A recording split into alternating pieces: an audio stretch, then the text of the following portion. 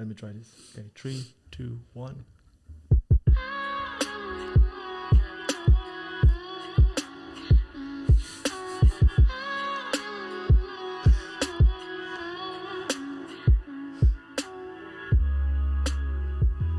Okay, let's do this.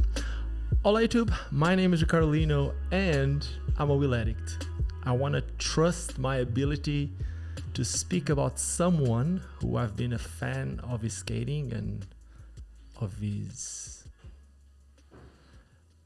ability to being a human being on this earth. Is this a thing that I can say? Yeah, I think so. Like, I'm a big fan of the guy that we have here today. His name is Robert Guerrero, and he's someone that me, in my hometown where we are recording this right now, a small town of Sines in Portugal, would never expect to have this person right here with me. But we do. We are friends.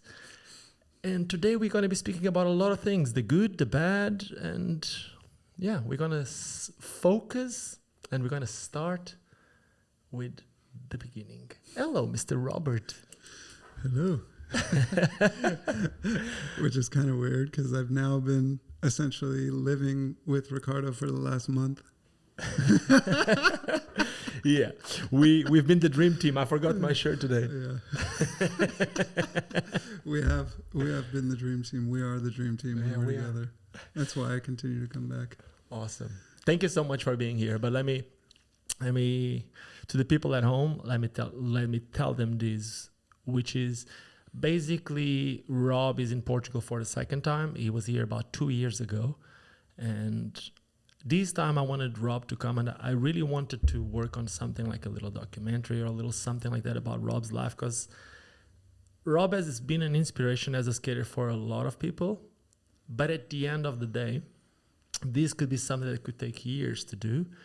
And we both have things that we would like to talk, and this interview may be something that it's going to be easier for the two of us to put it out there and to make things happen, if that makes sense. Mm-hmm. Is that it? Yes. As simple as you can be. Okay, Rob. People out there know about something that happened to you a couple of years ago. We are not going to focus about that. We may get there, we may not, as you feel comfortable or not. Mm-hmm. But I guess the most important thing and the reason why you're here is because you skate. How did you go out into skates? Wow. Okay. So on the Christmas of 1992, I received a pair of Verve City Heat from my grandmother.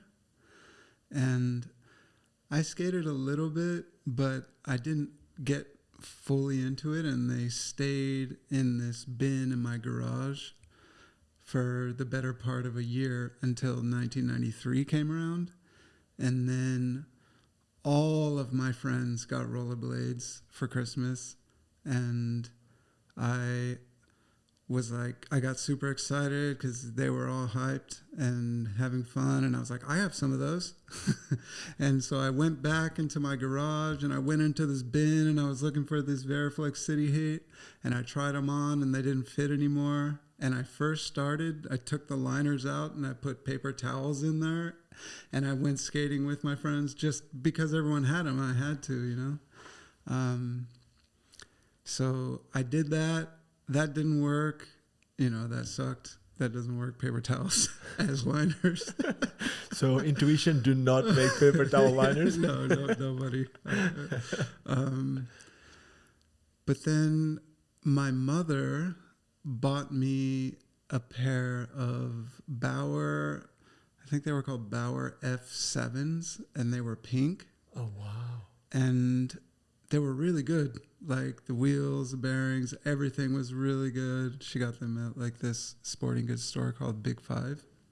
And then that's when it really started hitting, and we were doing everything on rollerblades, like everything. I mean, when you're a kid, you do everything. You have no bias about what you're doing. So we were playing tag. We were racing each other. We were making up roller derby games at the shopping center nearby my best friend Jason Howard's house. and like pushing each other and hitting each other and stuff, you know, being rowdy. Just rollerblading everywhere, chasing each other around the neighborhoods. And then we, at my old middle school, it's called Sierramont Middle School, there was a tennis court, and we used to see people playing roller hockey there. And every Sunday, people would go to meet there and play roller hockey. So then me and my friends, coupled also with the influence of Mighty Ducks. Mighty Ducks was a pretty big influence in my childhood. I'm sure a lot of you will hear that and be like, yeah. So then we started playing hockey with these older guys. They were like either in college or like late high school, playing roller hockey with them. One of the guys, he was older. He used to pick us up to go play roller hockey. And then he told us that it was possible to ride downstairs. And when we found that, it was just like, what? So immediately we started every set of stairs. We were looking for stairs. Forwards or backwards that you started? Both. We discovered that going backwards was easier. Yeah. So we ended up doing that, but we were doing both. At any staircase we could find, like, you know, sucky ones, good ones, whatever. But nowadays you struggle with the forward stair roll. Yeah, I do. Well, the forward stair roll is hard. I've been biting myself not to interrupt you because I'm really bad with this, and I'm sorry to everyone. I'll try to interrupt you as last as possible. Mm-hmm. You said you got the skates with the paper towels. Were you able to skate with those, or only when you got the bowers you were able? Or could you start skating right away, or you sucked at first? Because this is important. I could start rolling around right away. I mean, I think also when you're a kid, your excitement is so high, and you can just like go, and you're not worried about like whether you're doing it right or, you know, whether there's a right way to do it. Okay. And I was a very active kid, playing all the time. I played all sports, everything. So, but I don't really think it took off until I got the bowers because they were proper. Okay. And then you had your friends that you were going downstairs, but who was that group of friends? You can keep on going from here, but who was that crew? Because I think that's going to be important for a lot of people. So in my original crew, I think maybe one of the only names I could say is Jason Howard, because I knew him since I was in kindergarten, and we knew each other we were best friends growing up. So we did everything together. So it was like me, him, and then a bunch of friends from middle school who no one would know. A few Filipino guys that continued on skating a little bit longer, but mostly went into like hip hop or breakdancing or these kind of things. And in what town was this happening? San Jose. This was happening in San Jose. In my original crew, the only name I can say right now is that people may recognize. Jason and then Howard. From those stairs, how did it go? Sorry. Oh, okay. So once we were doing the stairs, you know, we were just so excited about that. You know, then we're doing that, playing roller hockey every Sunday. So it was just stair rides and tag and roller hockey. And we got like, Jason will laugh about this. We got hockey helmets and gloves, but mostly so we could just like be playing in the front yard and break out in like boxing matches. And sometimes we would just fight. That's all you wanted. Fight on skates. So yeah, roller hockey for a long time. We never got into ice hockey, but we used to bomb hills too. Actually, that was a big part of skating for a while too. There was a lot of hills where I lived in San Jose, near the east side of San Jose. So we would just walk up hills and go down them over and over and over again. You know, when you're a kid, you have so much energy. That's when you get control. Care. So we were doing that. I have to show you this picture of our devil's backbone because we have one and it's gnarly. And we did it. Me and Jason did it together. We sketched a truck up there and we did it. It was scary and it was awesome. And you can still do it to this day. I would love to take you there, actually. Let's do it. October. Please. It's doable and it's fun and it's awesome. It's October awesome. 2024. Yes. Okay. Boom. Devil's backbone. October 2024, Devil's Backbone. We make an event.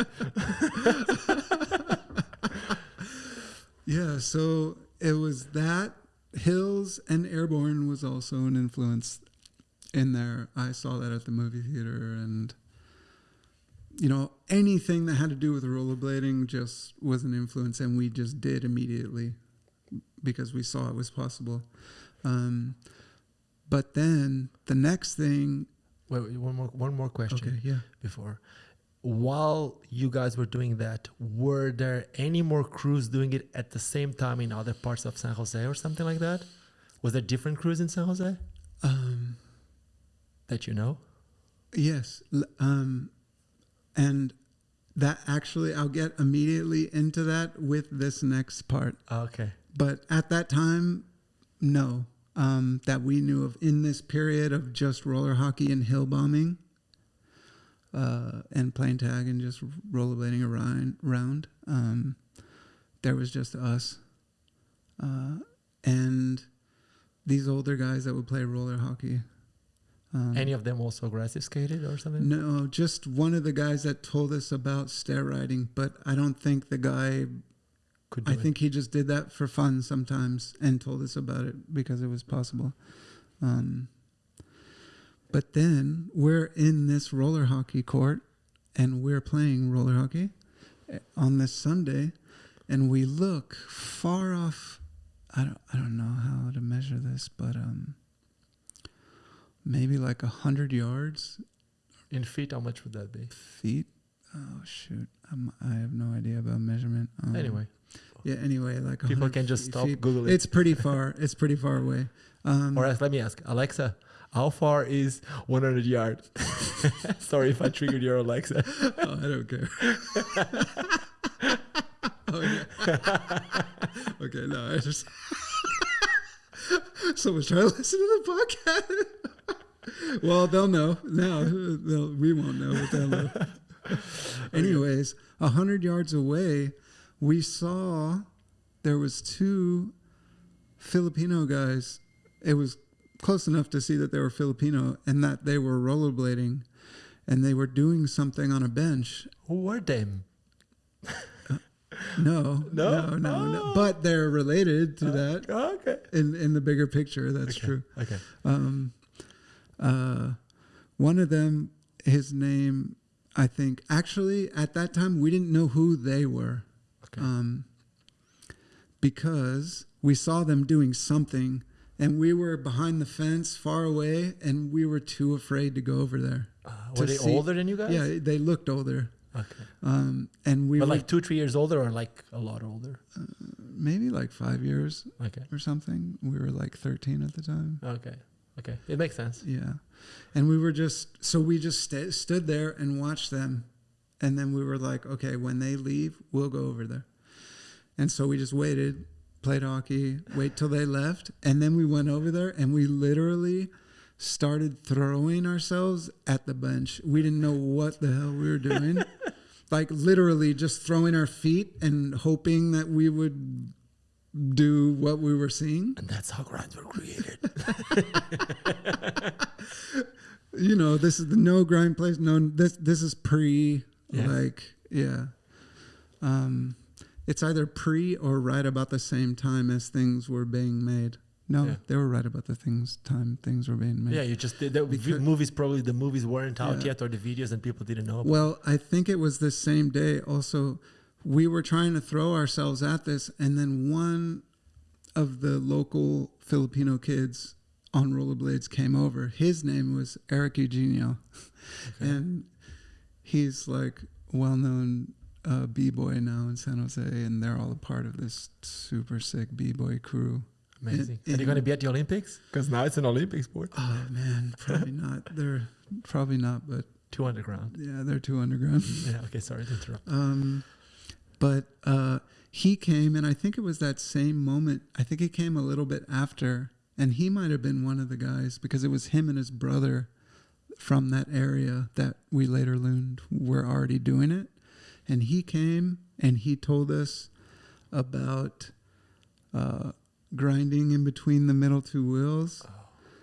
and he told us that there was a video with grinding. What was the name? Do you remember the name of the It was video? Hoax One. And he told us about Hoax One, but at this time we're just learning that this is even a thing. Yeah. And so we didn't even we never saw it until way later. Okay. But we kept, from that moment on, we learned that there was a frontside thing that you could do, that you could slide in between the middle wheels. So then from that moment on, my life literally changed like completely. Yeah, was your ticket here? Yeah, it was my ticketer. From that moment on, I didn't think about anything else, like nothing. Like it was the only thing I thought about every day, all day. It was all I wanted to do. Welcome to my life. The life of a wheel addict. But it's such like, for me, it's such like, actually, I think about it, and you know, when you're an adult, you think about things differently, but it's such like a mysterious turning point for me, because it was like, I basically, from that moment on, devoted my life to something that like, I didn't know why I was doing it. I didn't even know what it was. It didn't matter, but it was like I was consumed. Like I gave myself to it completely from that moment on, and then it just grew deeper and deeper. Was there a feeling with it? Was there a what? A feeling. Why would you keep on doing it? But that's the thing. Well, that's the thing. I'm saying that why it's mysterious to me. Like it has such a, I don't know, like a mysterious place in my life, because I can't truly, in all honesty, say why that I was drawn to go to this bed and throw my feet at a piece of concrete, not knowing what the heck I'm doing. Would you do it if you were alone, or it was something that when you were doing with friends would push you more? And it's because a lot of times I'm not saying that was the case, and I'm not trying to bring feelings to you, but that feeling of respect when you're such a young kid, you know, feeling of respect from the others. Oh, he's able to try it, and the inspiration from the others. I don't know. I would say at this moment that I'm speaking from, no, but later down. I would say at this moment, if my friends weren't there, I wouldn't have done it, because I had skates. Yeah, of course. And they just sat in a bin for basically like a year. No, but from the moment that you started doing with them. Oh, from then it was always with friends, and it's basically made who I am. Like, the reason you're able to even comment on me and who I am comes from then a long line of crew and friend experience, sharing that with each other. Wow. It's obviously very different, because for me, like, yeah, there was a group of people living in a small town, but I always kind of felt, you met some of my really early friends from like part of my crew, and it was such a different thing, because I don't know how it was for you, but like for me, it was like always me watching whatever was happening worldwide, and like, oh, we got to try this, we got to try that. Always like being aware. I'm still the same. I'm still the same person. Like I see things and, oh, I would love to try these. I would love to put my twist on something. But it was always me pushing the others, and it's like if I wouldn't do it, they would be the ones with the skate in the trash, you know. Oh, okay. So I can totally see that in you as well. It's we are all like the way we are. Anyway. No, I can totally see that in you, dude. So how did it go from there? So you went from like being completely consumed from it. So then it was just like wanting to learn as much about it, you know. How do we find out more about that? But the grinding, the stairs, or the skating in general? You kept playing hockey, or did you just stop playing hockey back then? You know what? I think either we completely stopped or it just phased out. But I mean, it was like hockey had its phase of time, and developed us in a certain time. And then it was like a stepping stone learning about grinding. And then I think grinding and stair writing, but I think grinding more than anything took over the next step, took my hand and was like, all right, now we're doing this, and then somewhere down the line, we also found out there was a skate shop that In San Jose? Yeah, it was called Inline Sports, and I know Julio has talked about it. The owner of that shop, I think, was the part owner of 50/50 when it first started, because 50/50 came out of San Jose. Is a San Jose based. And so we found out about the skate shop, and then we went, and then I think then I bought Mad Beef. How much? Weirdly enough, how I much think time it was like, after you first started that was? I'm asking that because at the beginning you said there was no other crews, but to have a shop and to have don't you think there would be other people around? Yeah, and there was eventually, but not like till like way later. Yeah, but how much is that? Because you were talking about until 93 and then... Yeah, like 93 and 94.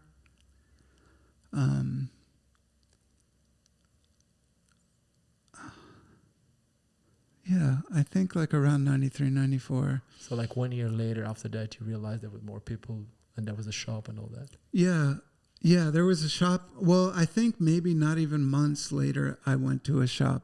Okay. Like maybe a couple months or a few months, because it all happened pretty quick.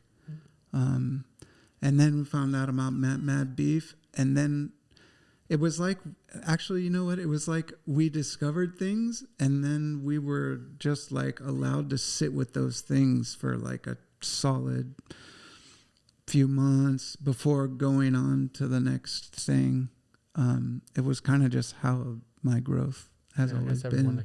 Like the magazines and all that stuff. Like you get a magazine and you consume by that until the next one comes out. And thank God the time we're from, videos came out like once a year or something, so kind of. We'll get there because the VGs, they were making 4 a year. Yeah. But I mean, in that beginning time, there was, it was like Mad Beef and I Got a Daily Bread with Dave Kolash on the cover. So then it started to open more, like the vision of what's possible, and wow, this is bigger, people are doing other things. I think, and then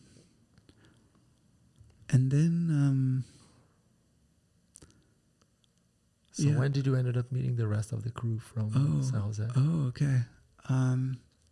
Well, then Jason Howard moved when I was in eighth grade. I think this is 94. Like 1 year later. This is 94. Jason moved to Texas. I kept on skating. A few of my other friends from middle school. And then at that time I went to a school with a Filipino dude named Donnie Garcia. Yeah. If you've been around long enough, you will know that name from videos. Yeah. And it was me and one of my other friends from middle school named Travis, and we kept skating, and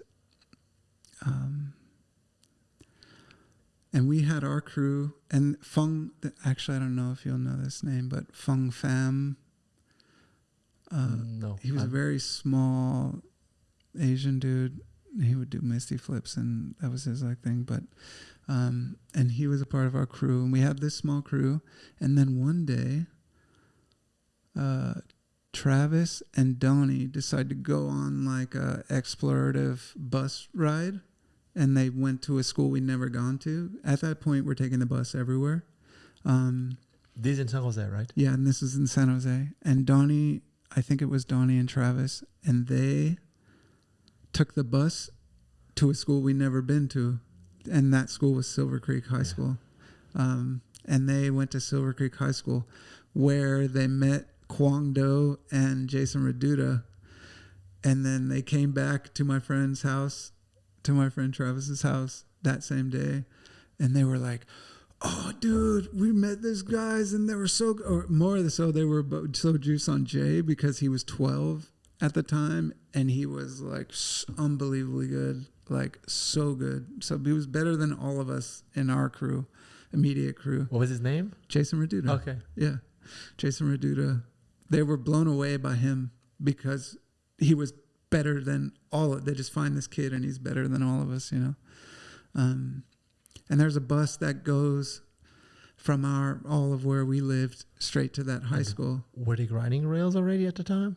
Yes. Because we Silver Creek, for those people that may not know, has the roof that people grind it from the roof. It has the kink rails. Oh, no. That's Glen Cove. Oh, yes. Silver Creek. It's the one that has the long rail. Fat, mellow rails. They had an IMYTA there also. Yes. And so then that began a whole new thing because Jay and Kwong would come take the bus to us or we would go to them. And then those were back in the days when, you know, you go hang out with someone and you go skate and then you go back to their house at night and, you know, you raid the refrigerator and you watch skate videos all night and then you go skating the next day. And so we were like staying at their house and they were staying at our houses. And then people started going to Silver Creek like all the time, like every weekend, like guaranteed session of like 20 plus people. And everyone like San Jose locals. Yeah, for a while there was a lot of people skating in San Jose. And there was downtown, actually even before that, there was downtown sessions. Yeah, I remember by the courthouse, right? Yeah, and everyone would meet there. People would just go there on a Saturday, like it wasn't even planned or anything. You would just know that there would be people skating, kind of like how they had Friday Night Skate in San Francisco. So we had that. Do you remember who was the first one to grind the courthouse? Yeah, Who? I was there. So courthouse is a ledge. For people that don't know, yeah, it's or coral reef or courthouse ledge. I don't know how else to describe that. So we used to skate downtown and we used to see this, but this thing was so chunky and gritty and we're all... It's these two flat banks with the stairs in the middle where people grind. It looks like they're grinding the side of a flat bank. For people that may watch these and they don't know what it is. Yeah, there's a little groove and it's almost like a big, fat, gritty coping going down. And we had all seen this many times. And at this time also, John Starr moved to San Jose and went to my high school. And so one night, it was like me, John Starr, John Julio, I think Jason Reduta, and then Donnie and a few of my other friends. And we skate by it. And John... Which John? John Starr. I'm skating next to John Starr, and we're all skating. And then John Starr stops. And I stand with him and check it out, and he starts waxing it, and he has some TRS with some Senate backslide plates On the outside? Yeah, this was like before Fatties were just about to come out, he had TRS. He was skating TRS when he moved to San Jose. And then he just started waxing it and making... no other sport has done it, like no skateboarders? No. It was bare, like mostly because it wasn't possible. It just wasn't like... It's okay. There was like no way it could happen. But I stayed there with John for a while. Everyone went across the street, kitty corner of the street we were on. And there's actually clips of them skating in this session. There's a double rail, but no one was going to skate it because it just wasn't possible. But John Starr stayed there. I think he might have even broke his TRS, but he put a groove deep enough for them to just be done. He didn't even care. What did he do? What trick did he do? He was doing royales and front sides, I think. Royale with the backslide groove. Wow. Yeah. So that just you really wearing through his skate, like completely didn't even care. And I mean, that was a time when you cared. Yes, of course. Like he wasn't really getting much for free. I think he was, but you can depend on just getting a whole new setup. Was it sponsored by the shop or? At this time, he was sponsored by Cement. Oh, the soul plate, the royal plates and the pants, no, right? Cement was clothing, from San Luis Obispo. And this was like before VG3. Okay. And tell me one thing, you jumped a little bit, you got John Julio into it. Yeah. How much before this did you meet John? How much after you John started? Julio? Yes. Oh, okay. This is funny. So John Julio is from a city named Milpitas. Okay. Which actually them is not them. It's the M, which is Milpitas. M is Milpitas. Like the M. Oh, people don't know that. The M. I mean, I think in the beginning it used to be, Okay, the M. The Milpitas. like the M. Okay. He always have something behind it. I think It's it was amazing. more known that way in the beginning, Okay. when he used to have like a freaking business store Damn Goods in Milpitas. Yeah. So him, that city, like you could literally walk to Milpitas. It's that close to San Jose. It's like right there, basically almost like the same city. So when me and my friends couldn't even jump on rails, or Jason Howard could, but we were using chairs, we were helping each other up. Every now and then. Wait, how did you use chairs? Sorry. We'd find a chair at a high school or something. But what did you do? You jumped to the stair and from the stair to the rail? Oh, no. We would just put the chair directly next to the rail. And You put your hand. One foot on the rail and 1 foot on the chair. And then... Oh, I've never heard about that. That's new to me. We used whatever the heck we could to get on rails. Like when we learned about grinding rails, it didn't matter. Just the grinding the rail was the point. So you would step from the stair to the rail, or you would still put your hand? I've No, never seen it. No, sometimes we would use it as kind of like a crutch to hand up. Okay. Like two before, hands. two hands before you could even hand up, because hand up was a thing. Yes. Like it was like what you did, because jumping on was like pro level.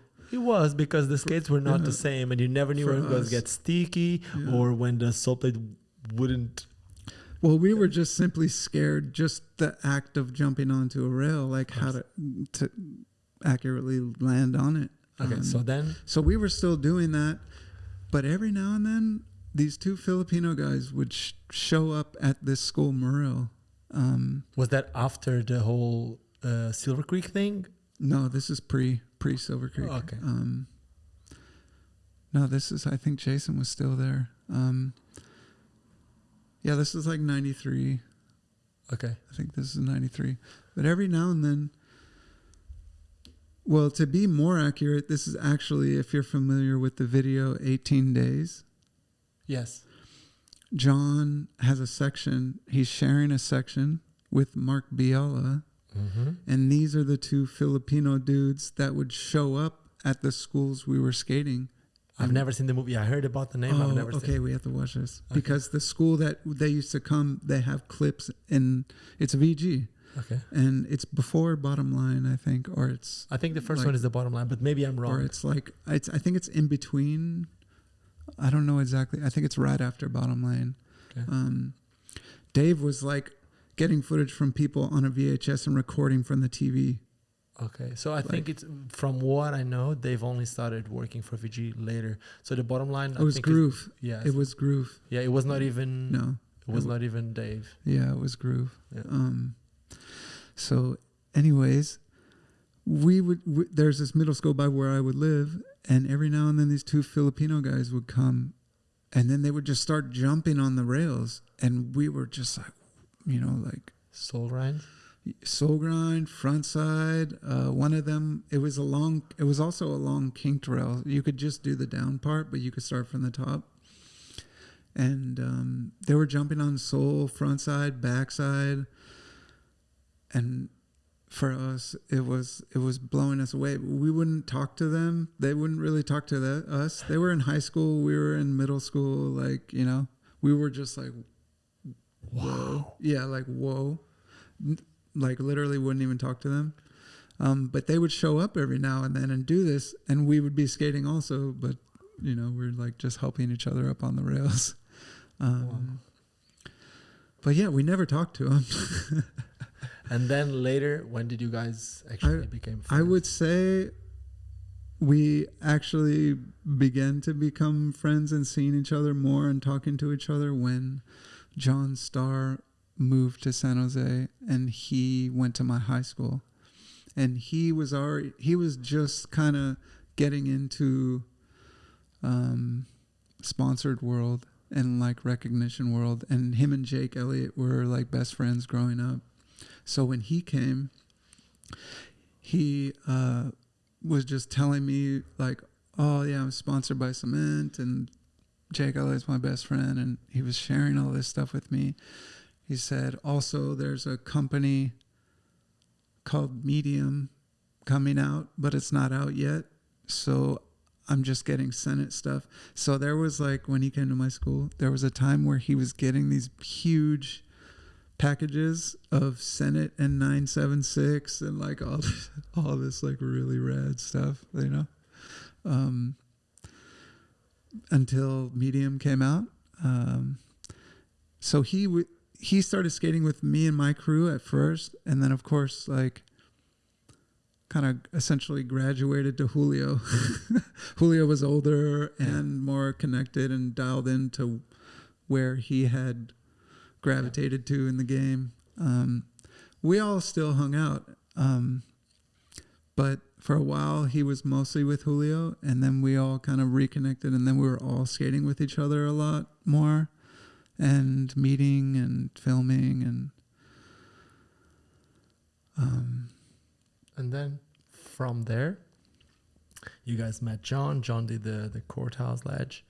What was the next big thing? Because like you kept on skating. When did you first started coming out of San Jose? Yeah, okay. So, how much further? Like how much later? I would say up until my sophomore year of high school, which is 95, me and Mike like exclusive, and we honestly rarely left San Jose, rarely, and we were very exclusive and selective about who we. Why? I didn't feel myself to be that way so much, but my friends were very like hypercritical of me and everything in rollerblading, just because that's how we were in our craft, or hypercritical. So what happened for me was I had to move to another city, like 45 minutes south of San Jose and even further than everything. I went to a high school by myself, but I had a car, and what I would do was save up my lunch money for the week, and then on Fridays I actually essentially split away from my original crew of friends, and because I kind of already was split away living in this different city, and I started driving like literally like with the lunch money that I saved up for gas back when gas was like $1.20. I used to drive like 3 hours to Jared Major's house, and then I would go to Friday night skate, or I would drive straight to San Francisco. And Friday night skate was like guaranteed like 40 people from all over the Bay Area, not just San Jose where I was from. So then I would meet with everyone from around, Eric Garcia, a lot of other names, Kel McKenzie, so many names to even like. Here at Winter Clash was saying that when people were really excited about Winter Clash, he said, look, Winter Clash is awesome. It's amazing to see all these people, but the Friday night skate, most of the times at a certain point, was bigger than Winter Clash is right now. And we're talking about like, I would say maybe plus 1,000 people. Is that it? It's like, I can't imagine. No, I mean, I don't know. I think maybe he was. Yeah, the feeling. That's maybe. not it. The feeling. I think the feeling is probably right on, but maybe he's talking about like I'm YTA or something. But Friday Night Skates, like, if I want to be like accurate, I would say something around like a guaranteed 30 to 40 every single Friday you meet at Embarcadero, and you know there's going to be like that many people. Like a slow Friday night would be like 20. But there was guaranteed like that many people. So I think that opened me up and changed me, because I wasn't so I wasn't just kind of like boxed into my immediate crew, the way we were and where I was living and skating only there. I like really opened myself up and became friends with everyone all over the Bay Area, every single weekend doing. From that time on, from like 95 on, I would say that set kind of the course for... Okay. And when did opportunities in terms of like appearance in videos and magazines and sponsors started happening for you? Or how was that process? So, as I said, on Fridays, I would go stay with Jared Majors, and he began filming. He had like a 8mm camera, and he was that's what he liked to do. So he was just, and I think, I don't know how he got a connection to Dave Payne, but they became connected. And then at some point,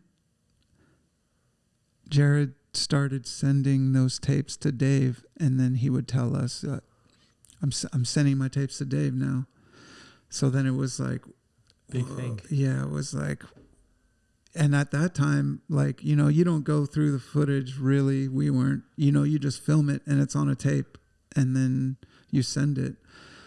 So just for someone, sorry to interrupt, but for someone watching this, if they're not aware what that was, VG was a video magazine that at a time were releasing 4 video magazines per year, and that was the place to be in terms of video. If you're in one of the VGs, it's a big thing.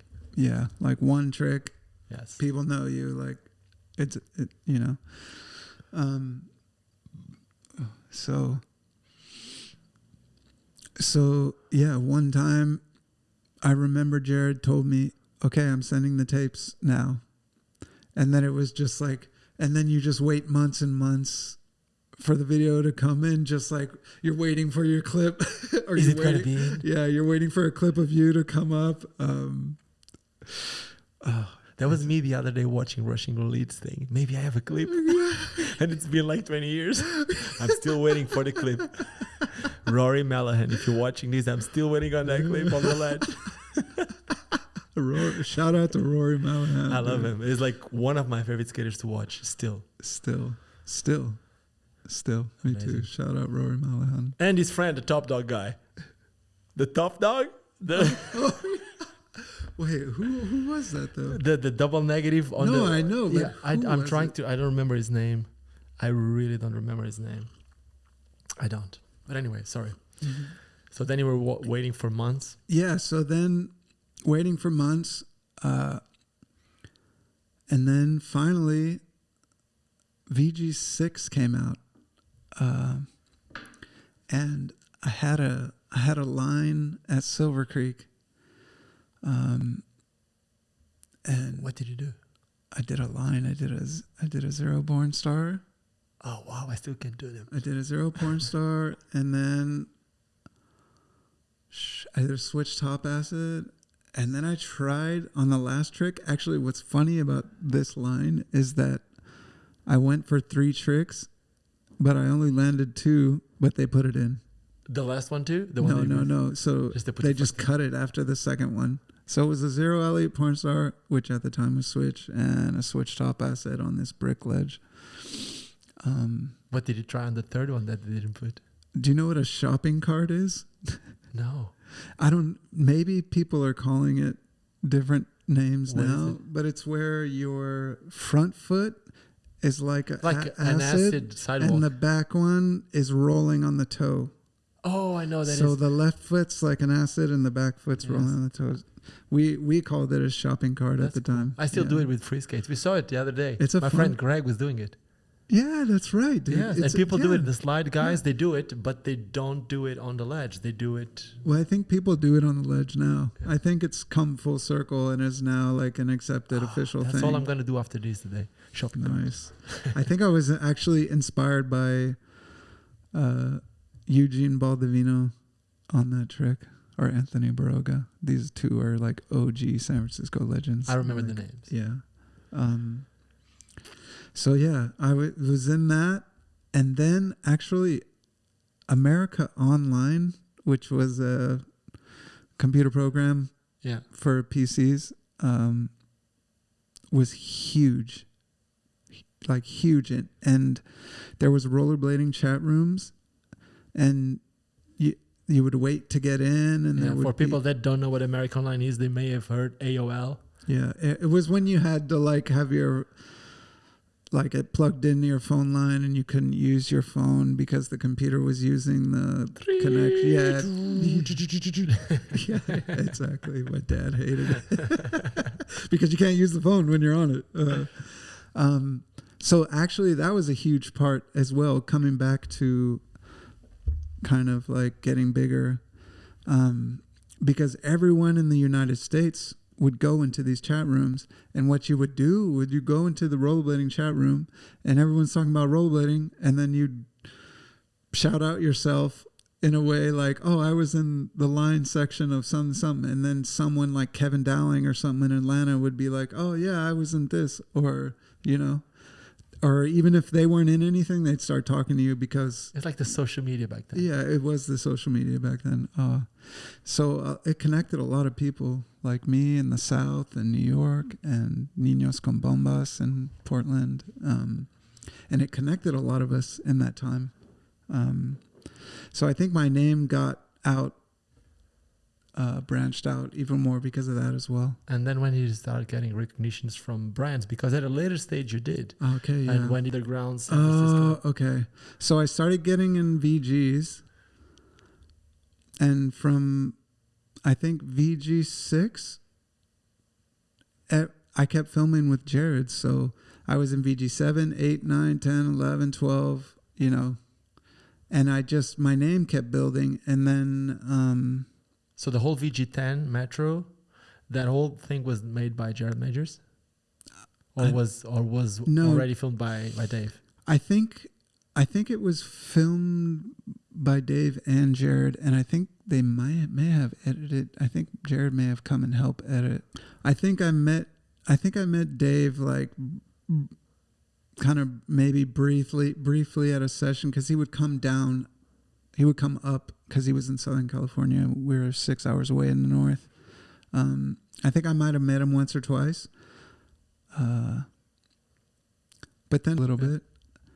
Then I got, John Elliott came up north once, and he was just moved to Orange County. This is when I met Dave. Thank you. I don't know how You're welcome. I don't know how you know these things. You're like saying, I don't. but you do. You're like, I'm sorry for someone watching this. I don't want to be the interrupting guy. Sorry. no, if I you're interrupt. you're perfect. You're perfect. Sorry. You're perfect. You're keeping me on track, actually. Dave Payne came up to film, I think, for Metro. For Metro. And he happened to bring John Elliott. John Elliott just moved to Orange County. And after that, and so that's when I met Dave through Jared, and we filmed. I did a trick at this school, Murrill, actually, that I was talking about, where John Julio and Mark Biala used to come. I did like a half cab soul to soul on a rail in the dark, and Dave filmed that. And for whatever reason, John Elliott really liked me. And a little bit later, John invited me to take a road trip down to like Orange County where he was living. And on the way, he was just super into me for whatever reason. And he was like, I want to get you on razors. And so he took me directly to the razors warehouse and wherever it was in San Diego at the time. And I got some super flats. Like the super flat had just come out. I was skating flats. Oh, were you already skating flats? Yeah. John Urbina was on razors before that. And he got a new pair of like super flats and he gave me his old pair of flats. So I was skating flats. So then, yeah, he like brought me in and was just like, yeah, this is Rob. He's going to be the flow rider. So the 360 front torque in Metro was already filmed by Dave Payne. I think that was filmed by Jared, actually. And already on razors? Oh, was that on razors? I don't know. No, I think it was in Dirks, actually. Okay. Awesome. I think it was in Dirks. I'm pretty... Yeah. I think For me, of course, he did a lot of stuff, but that was the one trick. He did one, Yeah. but when that thing played again in VG12, and then you do it the other way around, they play a little bit of the music, that whole thing, we're like, this guy is the shit. Yeah. That was like the one thing that made me like, from now on, Rob G is my favorite skater. And you were and still are one of my favorite skaters. And I told you the other day, I know it's weird to listen. Someone say, I don't know. I can imagine how weird it is. I think it's awesome. I'm in an adult enough place to like appreciate, you know? Yeah, but that thing was like a trigger, like a really like, oh my God, how can he do something that no one else does both ways, you know? I think actually that moment kind of catapulted me in a new, like, to do something like no one's ever been done, like no one's done, like both ways, and it's noticeable, like it's presented like, dude, it's boom. Noticeable in 2024. In 20 do it, maybe Oregon, maybe, but on that ledge it was short and tall, and we did it in perfect control to 70 out. Yeah. My switch was definitely better too. It was with a grab, both of them. Come on, Rob. It's like I think I'm thanking for everyone watching this. Like, thank you. Like, honestly, thank you so much for that, because that was like a moment. Like, I'm pretty sure that obviously there was a lot of technical skating, but for me, that single trick was something that changed something in me. I don't know what exactly, but that thing changed something, you know? Wow. Amazing. But so you went from not knowing anyone, like knowing a lot of people, but not being noticed by a brand or not being supported, to then being supported by Razors. What happened then? For how long did you skate for Razors? Or dude, also around the same time, and I can't remember how this exactly came together, I was on 50/50. Okay. Hometown brand. Yeah, Probably you hometown didn't brand. even, at the time, you didn't realize how big of a deal that was. Yeah. So eventually I got on 50/50 also, but You had a pro frame, right? Later? no, I never had a pro frame. Damn it. But I think some people think that, but you know why? I think that's because in my profile in VG17 it opens up with like me and Lawrence talking about me, and I had frames in my hands. But no, I never had a pro frame. Damn it. Yeah, never had a pro wheel either. Really? Yeah. It's dreams. It's never too late. It's still a dream. It's never too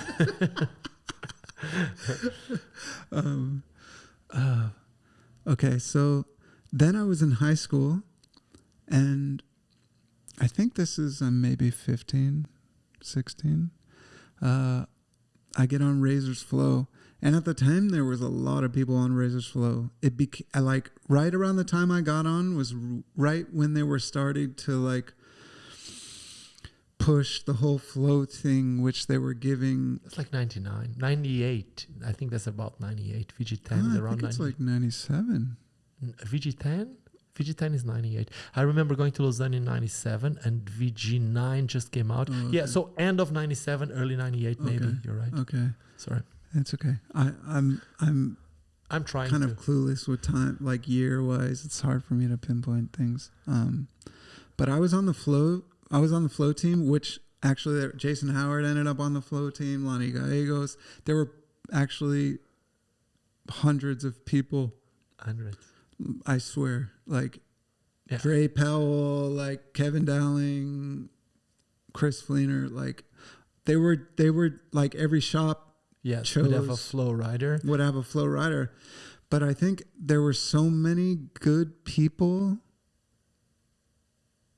at a point that we were all just like, you know, like, I don't know, like, how many skates what would they the need to heck? make to be able to ship one? Did you add skates for free, or you had to pay anything for them? No, I had skates for free. More than skates or just skates? Ooh, skates and clothes. Wow. Imagine how many, like imagine if there's 100 skaters. Maybe I'm Yeah. exaggerating with Yeah. 100, but imagine how many skates need to be made to be able to make obviously profit. Yeah. And, Yeah, I don't know. I just know that a lot, like they did a good job of choosing like the best kids, because it was basically take who I was in my area, and they grabbed every single person in every like popular city and like did that. Yeah, still in 2010, Mm-hmm. I met Andy in San Diego. Mm-hmm. For like we were trying to create something. It was basically a Pegs bike company, something like that. Mm-hmm. And at the time, he explained to me what was his idea. It was like basically he wanted to have the local heroes of every single town, because he would believe that the local heroes would influence more people at the time. It was before the influencers and whatever you call them, ambassadors, whatever you call nowadays. But yeah, that was basically his goal.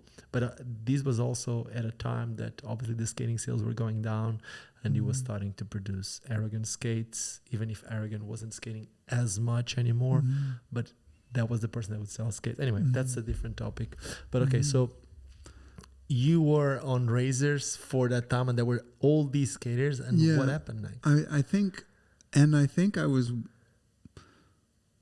one of the only people that wasn't through like a skate shop, because it was just like a direct John Elliott, like this dude's on.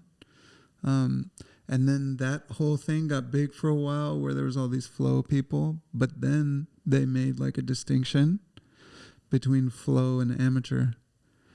And then I got on amateur, and then I was making, I think it was like $150 a month. Yeehaw! Or something like that. But I was like 17 or whatever. Dude, you made more than amateur. There's some of the pros right now. I'm sorry, it's the truth. Like the amateur riders, I think it was like me and like Jimmy Shuda and maybe Charles Dunkel. Jimmy Shuda could still be not amateur. He could still be pro for some brands after the last Jimmy part. Shuda can, dude. Big fan. Dude, Jimmy Shuda is forever. The Shuda, and the Shuda family legacy, dude. I know. His daughter is amazing. And his son, too. Yeah. He just had a son, like, at Woodward, and wow. Okay. Like, so, you, amateur, who else? Were the Kelsos already there? Yeah, the Kelsos were there, too. I think they were even maybe a little bit after I because this I was left. like, what, 2001? 2000? Scared that we're jumping too much. Maybe 99. Okay. I think Kelsos were still too young. Yeah, because I got on Razors, I think it was like 98 and 99 that I was still amateur. Okay. And when did the Razors thing ended? Okay, then there was a time like I had gone on a tour with everybody. Was that tour before the IMYTA? Yes. Yeah. I think this is like a tour on the East Coast and the South. I just remember it was me and Shima and John Elliott and Robert Livanos and Eric Shrine. And we were like on this tour all in a bus. So Shima already on in a Razors. van. Yeah, we're all in a van going on this tour. We're stopping at skate shops and we're doing all this stuff. We're putting on demos. What was the name of the tour? You remember? I don't remember. Yeah, the name Razors of it. tour. It was a Razors tour because they used to happen ever so often, like small tours, like with just like a small van and just going to skate shops, doing little demos. And I think we might have went to like the South, like Tennessee and places like that. And meeting the local heroes that were already sponsored by Razors. Yeah. And I just what I remember is this one specific tour And we, as a team, we're basically not in agreement with the way things were being done at Razors, which I honestly can't even remember to tell you exactly. Were you still amateur at the time? Yeah. Okay. Yeah, I was still amateur. And we went on this trip and everyone was like angry for, I guess it was just our relationship with the owner, with Andy at the time. And we were all like talking big about like what we should do. And like, you know, like we're the riders and, you know, As skaters do. yeah, like this is, you know, we're the, you know, riders and we should decide how this thing is done. Essentially, like very strongly, like we need to put like an ultimatum and Yes. They all had very strong opinions. yeah, and we were all together and there was just this energy of just like anger on the whole thing and it just wasn't stopping and we were perpetuating it and talking about it all the time. And I think I remember at one time we were all talking about like we're gonna leave and then I remember then there came a time, and I think this is 2000, maybe 2000, 2001, whatever year I won IMYTA. Okay. And I was going through a very interesting shift in my life and internally, and I guess you could even say spiritually, but my perception was changing and I was becoming more confident in who I am and like what I'm doing as a skater and as a person. And I just got to this point and I was like, if I feel this way, I'm going to do this. Like no matter what, like I've had this kind of like, I only want to be a part of and do what I want to do. And I got so like confident that I actually called Andy and I told him that I was going to quit. Like, and I was just an amateur. Like this is just quit just to not be a part of it, you know, to essentially follow through with what I was feeling and what we were all feeling on the team at the time. And I was just so into doing what I felt was right. And I called him, just directly cold called him and was like, listen, I don't like the way this is. I'm going to leave. And I was ready. Right. I was basically telling him I'm leaving. And I hung up. And then like very shortly after I got a phone call from John Elliott, and he started talking to me, and John's someone I respect and I listen to. And he called me and he told me, and he was freaking out. And John just said, and I was still holding my ground, and I was like, yeah, you know, but I still feel this way. Like that's not changing anything. Like everything I felt when we were on tour, that's not changed. And John just said, we're going to have this tour. Just go on the tour. And so I agreed. And like I said, I was in this very particular like shift in my life internally, and I was super confident and wanting to just do things that I wanted to do and follow through with how I was feeling. And at that time, I also wanted to do big things and in skating and everything. And at the end of, I found out that at the end of this tour, it was going to be Detroit IMYTA. So even before, I just got this strong feeling like I'm going to win this. Like I'm going to win this. And at the time, I even told my good friend V V3000. Yeah, V from Life Plus. Yeah. I was hanging out with him during this shift in myself. And I was telling him like, I'm going to win this. So I went on this tour with me, Shima, Robert Livanos, John Elliott. I think Eric Shrine, I think he was still there. And I was telling Robert, like every stop we went to along the tour, I remember telling Robert because I really liked Robert and I would share with him these kind of things. I'd be like, dude, I'm winning this contest. It was almost like I just knew it, like every stop, and I was skating good at every single stop, and doing lots of disaster like dark sides and fast slide things, and just this knowing of going to win this just got stronger and stronger and stronger. You're building your confidence. Yeah, it was building strongly, more so like ever than in my whole life. It just like took over. And then we got to IMYTA and the actual day. And like I remember V was there and he was filming and I was looking at him just smiling because I was like, this is happening. Like this is happening. Like no matter what, I just knew it. Like no, I'm doing it. And I remember because like there was a flat rail, very famous flat rail. And you know, at those contests, the little mellow. Yeah, the mellow one. Yeah, at the school. Yeah. And, you know, I'm at your trick. If someone did a trick, you had to do the trick that they did to stay in.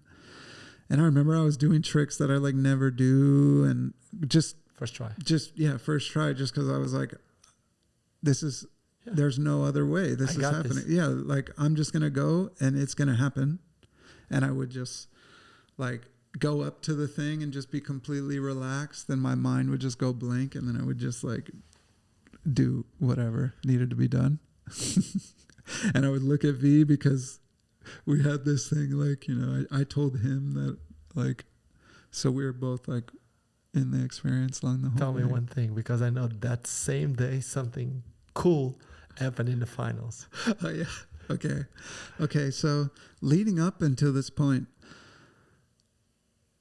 fast slide wasn't a common trick anyone really did.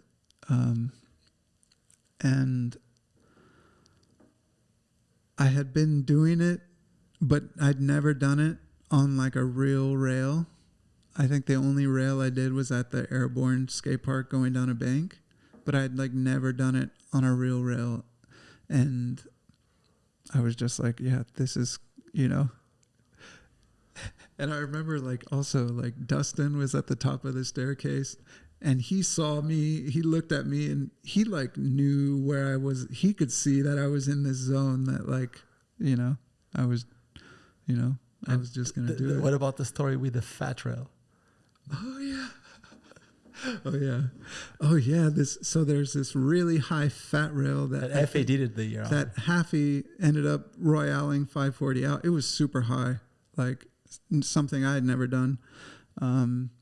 And Shima was also in these finals. And I remember like we're both up there. We're all skating the finals. And Shima looks at me and he goes, I'm going to do this fucking rail right here. Like, I'm going to do this rail. And then I was like, well, I guess I'm going to have to do it too, dude. Like, and like fully believing in myself, even though I was just like, it didn't even matter that I'd never even done anything like that. I was like, if he would have did it, he didn't end up doing it. But if he would have did it, I would have done it. Like I would have made myself do it. Yeah. Like I would have mind gamed myself into it. Okay. You won the IMYTA. What happened after that? Because you went on that tour with Razors. Yeah. So I went on this tour with Razors. I win this IMYTA. Which was the biggest event. Yeah. Period. Biggest one you can win. I can't remember if it came like a phone call or something after, but this was like also kind of around the time my VG17 profile came out. Excuse me. Awesome. So Andy decided to turn me pro after that. And it was like, wow, I made it. Like, I'm pro. For someone, I'm pro. For like, someone out there, how much does a pro get paid? I like most people. And then, if you don't feel comfortable. No, not at all. And at that point, I turned pro. I think it was like $850 a month. So I turned pro. I got $850 a month. I think I was living in San Diego at the time.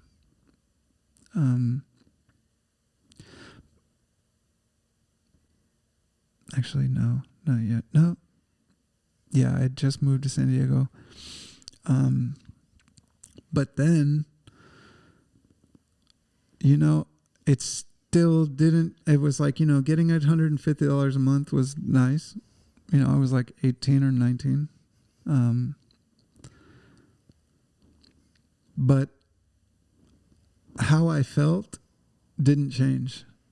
How I felt about my relationship to the company and the owner and the vibe that I had expressed earlier, being on this trip, everyone was feeling like I still felt the exact same thing. And I didn't like that. Like, and you know how I said even before this tour, I called him, straight cold called him and told him like, I'm quitting. That didn't change at all. Like nothing changed. And then so all of a sudden after the hype of winning IMYTA and being pro and, after that all wore off, what I was actually left with was still feeling. And that was at the time that Razors was the most hyped brand, I would say. Yeah. Yeah. The super flats were killing it. I think Shima had a skate. Yes, I was skating the Shimas when I won, I think. Yeah. And did you ended up winning the Final Four still skating Razors, or what happened? No. Actually, so I was living in San Diego, I think, still, and I quit Razors like maybe 3 months after turning pro. Like only like I just turned pro. I quit Razors just for nothing, for just not being a part of it. Like I didn't have a backup. There was no other sponsor. And what were you making money out of that? If it wasn't for like you made like $2,500 like in 3 months, but other than that, would you make money from anything else? No. I had the money from the IMYTA. How much was that? I have no idea. I think it was like 2,000. I think I got 2,000 from that, or 1,500 was the first one, I think. But I was living, I think, with my mom, and I, didn't have any.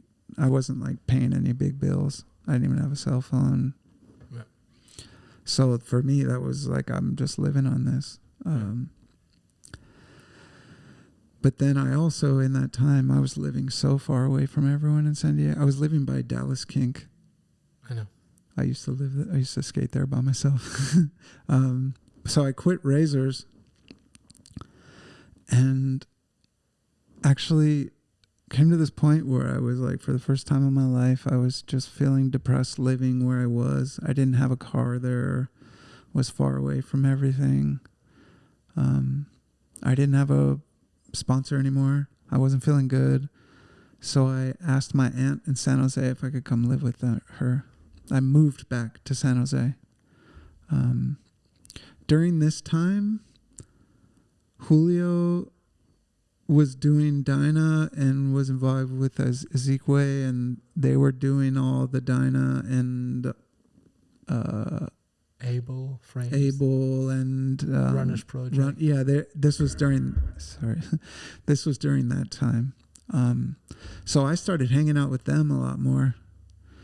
And then one day I was in Santa Rosa and at Ezekwe's house. And I always got along with Ezekwe back in the day. Like he was always like super chill and very positive vibe. And that's what I was all about at that time too. So we got to talking, and he told me that he was designing a new rollerblade.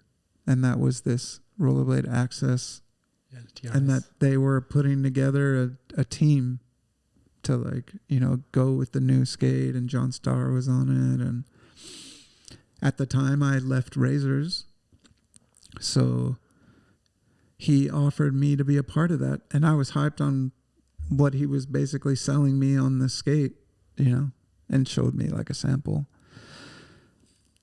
And I was like, okay, That is it. yeah. And then I got on rollerblade.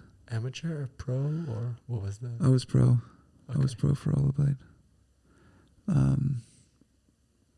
And That was the time for people listening to these. If they don't know, that was the time that Alex Brosco, Frankie Morales, yeah, Sven was already on the team since way earlier. A couple more guys. yeah, John Starr, Martinez, Svobodov. yeah, Martina.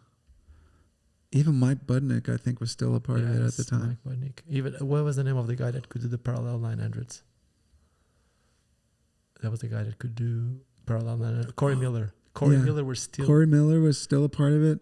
He was at the time, I think, like a the team manager. Okay. Um, By the way, I've never seen anyone else doing parallel 900s. no, like at that time, and I mean, I think Corey was good at what he did, you know?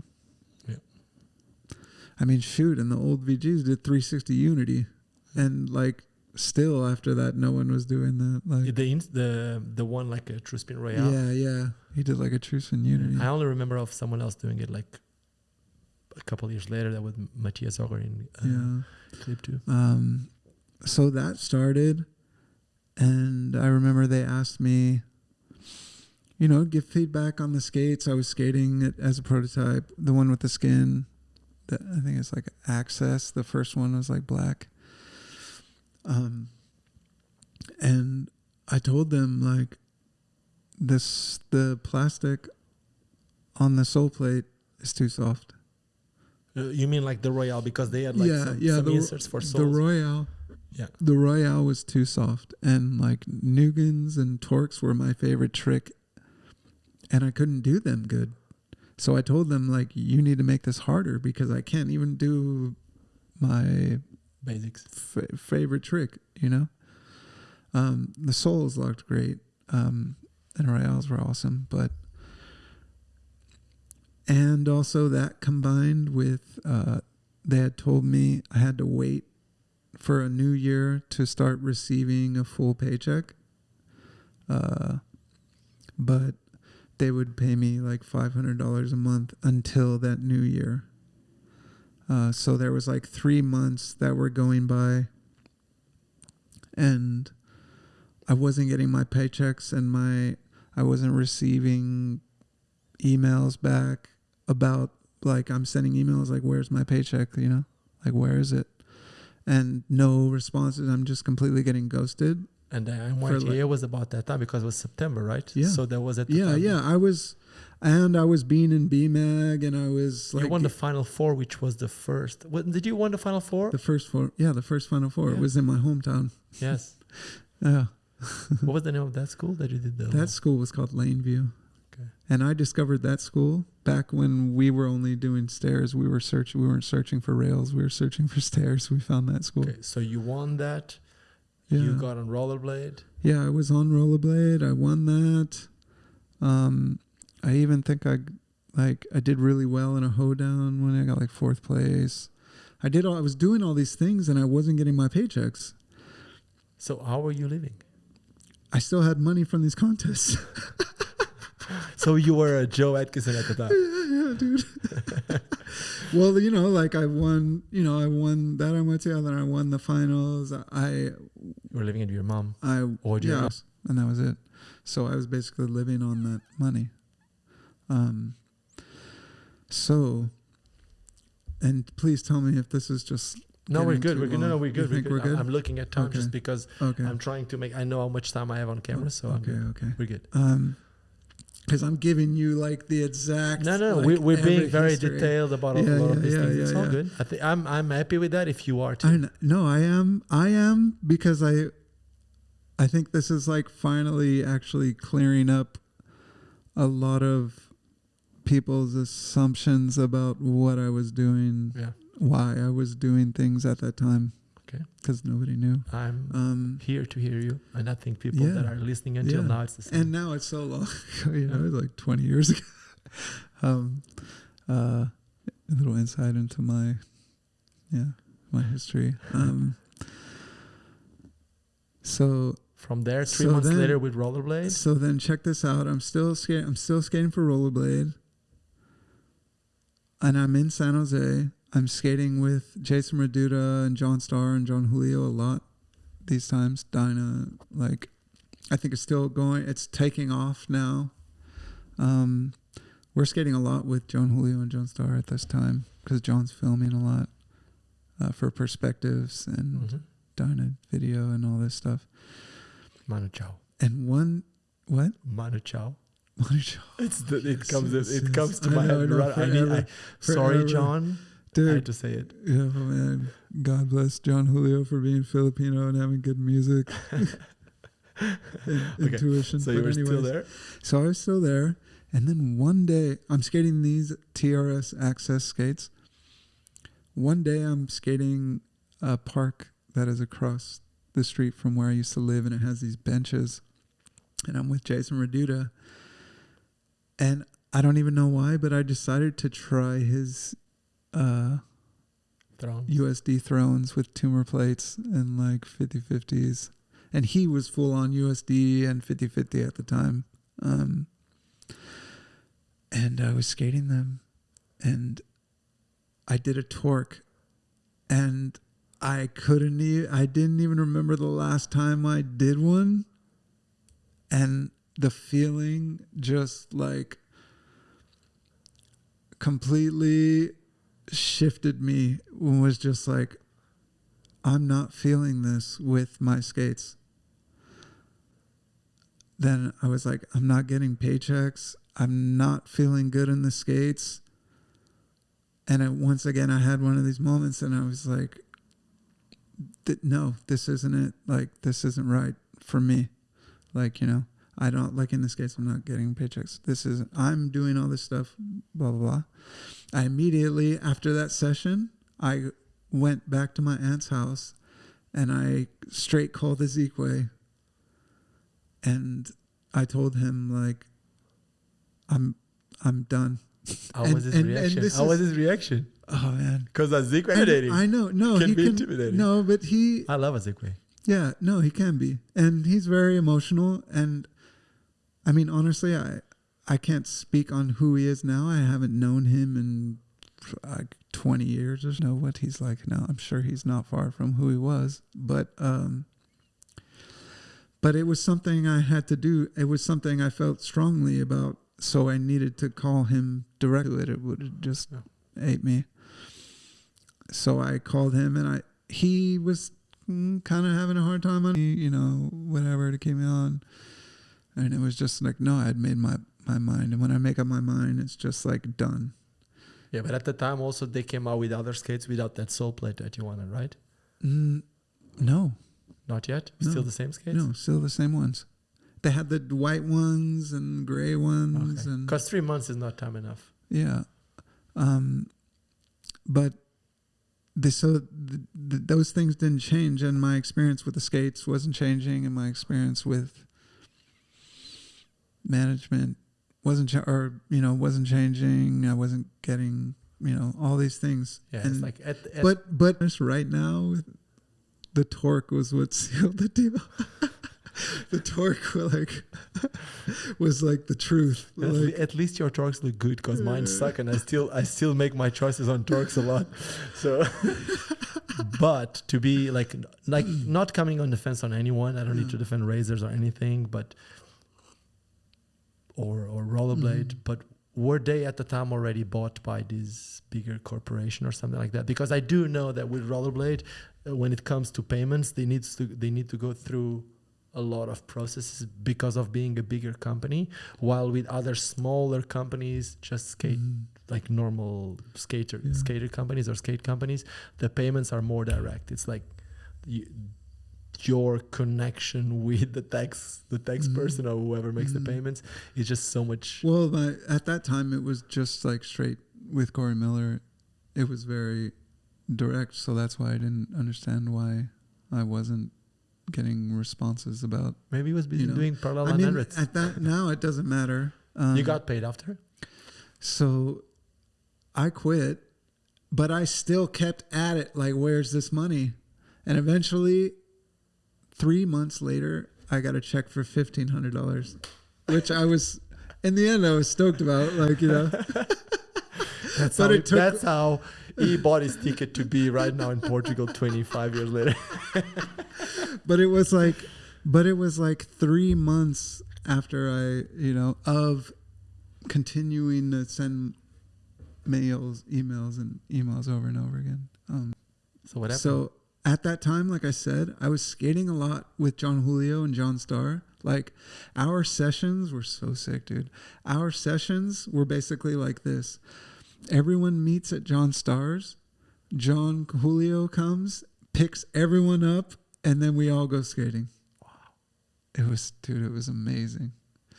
And then we all skate together. And that was like 99. Oh, come on. John, this is for you. How did John never got that good in Royales with you two being house? Because John Julio is a soul brother, dude. No, he's amazing. He's dude, we were talking about the true top passage he did the other day.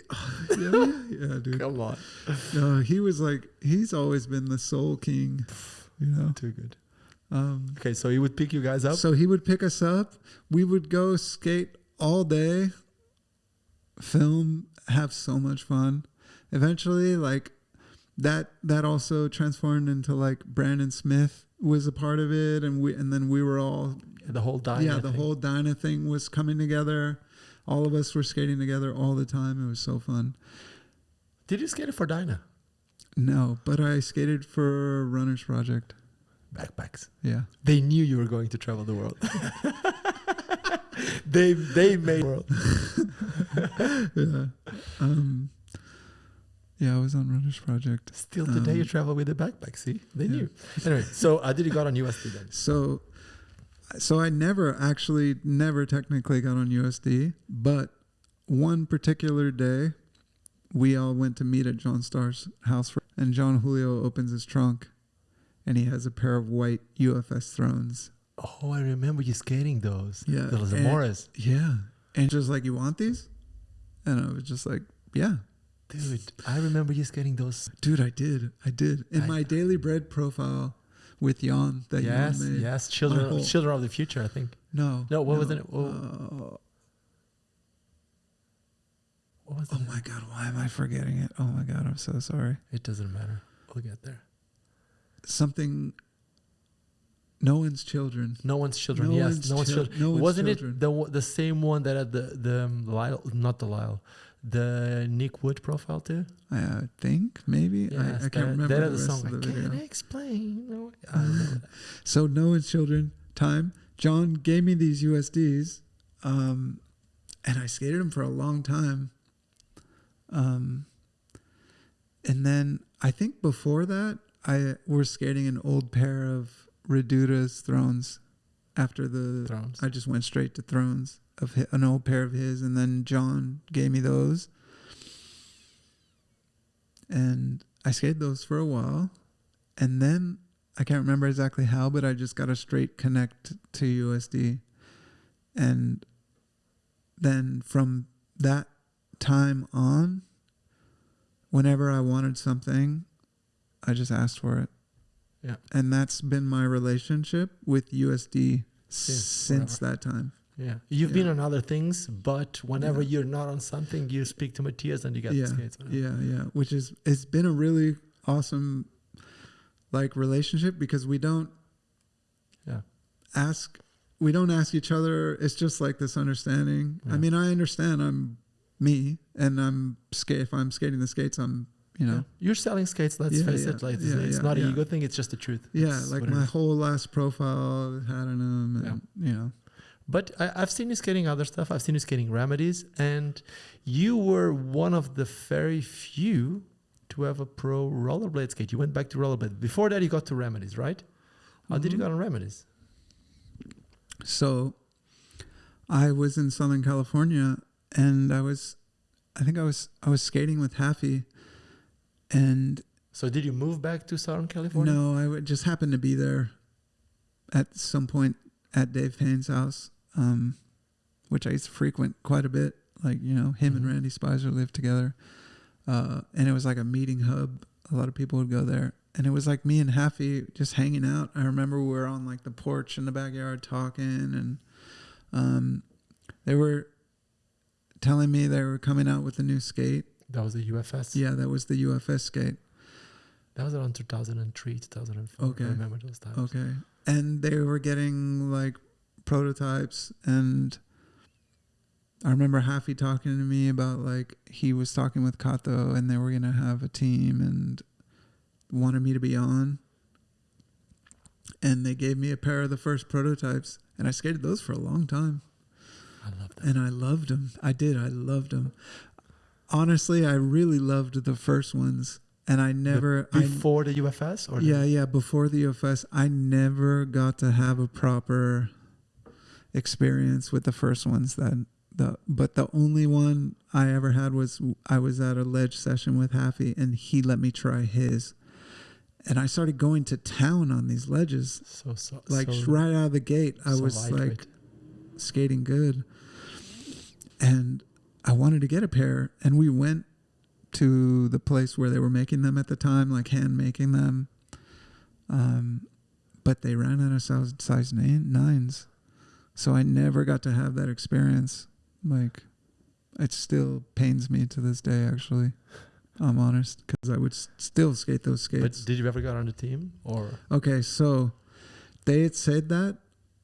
They took me out to lunch one time and were talking to me more about it. You and Kato? Or me, Kato, and Haffy. We all went out to like a dinner or something and talked about it some more. And then... Because they became part of Sunshine. Yeah, eventually. yeah. And Sunshine, for those who don't know, Sunshine owns Razors. So then they became part of Sunshine. How was that? That's what I'm curious about. They took you out for dinner? Yeah. I mean, Haffy. This was first before it was like officially a part of that whole thing. And I remember actually, hearing from Kato firsthand, like, and experiencing him firsthand, like all of the kind of like challenging conflicts of emotion, because that's like his baby. That's like what he made, like his baby, like, and to like give that up, it was not an easy thing. Yeah. So I could see that and I could feel that. So, but it hadn't happened yet. But I always liked Kato, and I loved Haffy. Like, I had a really awesome relationship with Haffy, so I wanted to do it. And then nothing ever happened. And I think maybe, I don't, if my memory is correct, I think maybe something happened where they felt like they couldn't like trust me. Do you think that could have been because you quitted Razors? Yeah, I think it was because like in that short period of time, it's like I quit Razors, I got on Rollerblade, I quit Rollerblade. Yeah. And then I can imagine. So that. I can understand that too. But like I was so down, like, yeah, you were following your heart. I know, but I mean with Rems, like I wouldn't have done that because we were establishing like already like a good thing. Like, I think the main thing here is that you already love the skates already, and the people around you, including your connection with the owner of the brand was good. But the owner of the brand didn't really change. I don't know how that thing was. I don't know either. Yeah, honestly, don't. And then I was bummed about that it didn't happen because I don't know if you're going here. No, because I got it. Because in that time I got an offer from Scott Walker to. Oh no, I wasn't going there. Oh, okay, tell me that. That's good. Oh, okay. Tell people who Scott Walker was, because they may not know. Okay, Scott Walker, and you may even know this more than me, but he was like basically was he like the Power Slide distributor? Basically, it was Big Dan Distribution, which was the distributor for Power. They had Second Regime, their own brand.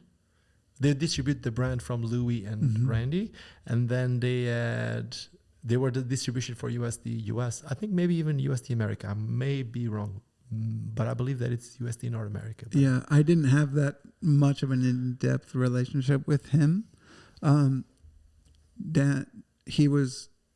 Scott Walker was always really cool with me and really cool with everyone that was around me, you know, like Louis, Robert, Louis, Randy. Robert became part of USD too at the time. Oh yeah, he did. I forget about this. Yeah, he had a Pro Model 7. I had that skate. Dude, I forgot about this. With skins. Dude, shout out Robert Lavanos, dude. One of the best. Still today at what he does. I love his design. Yeah. I don't know if people are following, but if you're not, make sure to go check on his LinkedIn. He does a lot of the brands that we see things. Some skateboarding companies, other action sport. He's awesome. Such an incredible human. I love him. And I've loved him like ever since I started going to ESCO. And I know that every now and then I send smoke signals to JC Rowe and he's still in very like good contact with him. So I hear about him through JC. JC, another amazing artist. Yeah, I know about that. Doing murals and stuff, right? Yeah. And just human. So, okay. Coming back. So I had a good relationship with Scott Walker. And then one day, sometimes I used to go in, I think he used to do 50-50 too.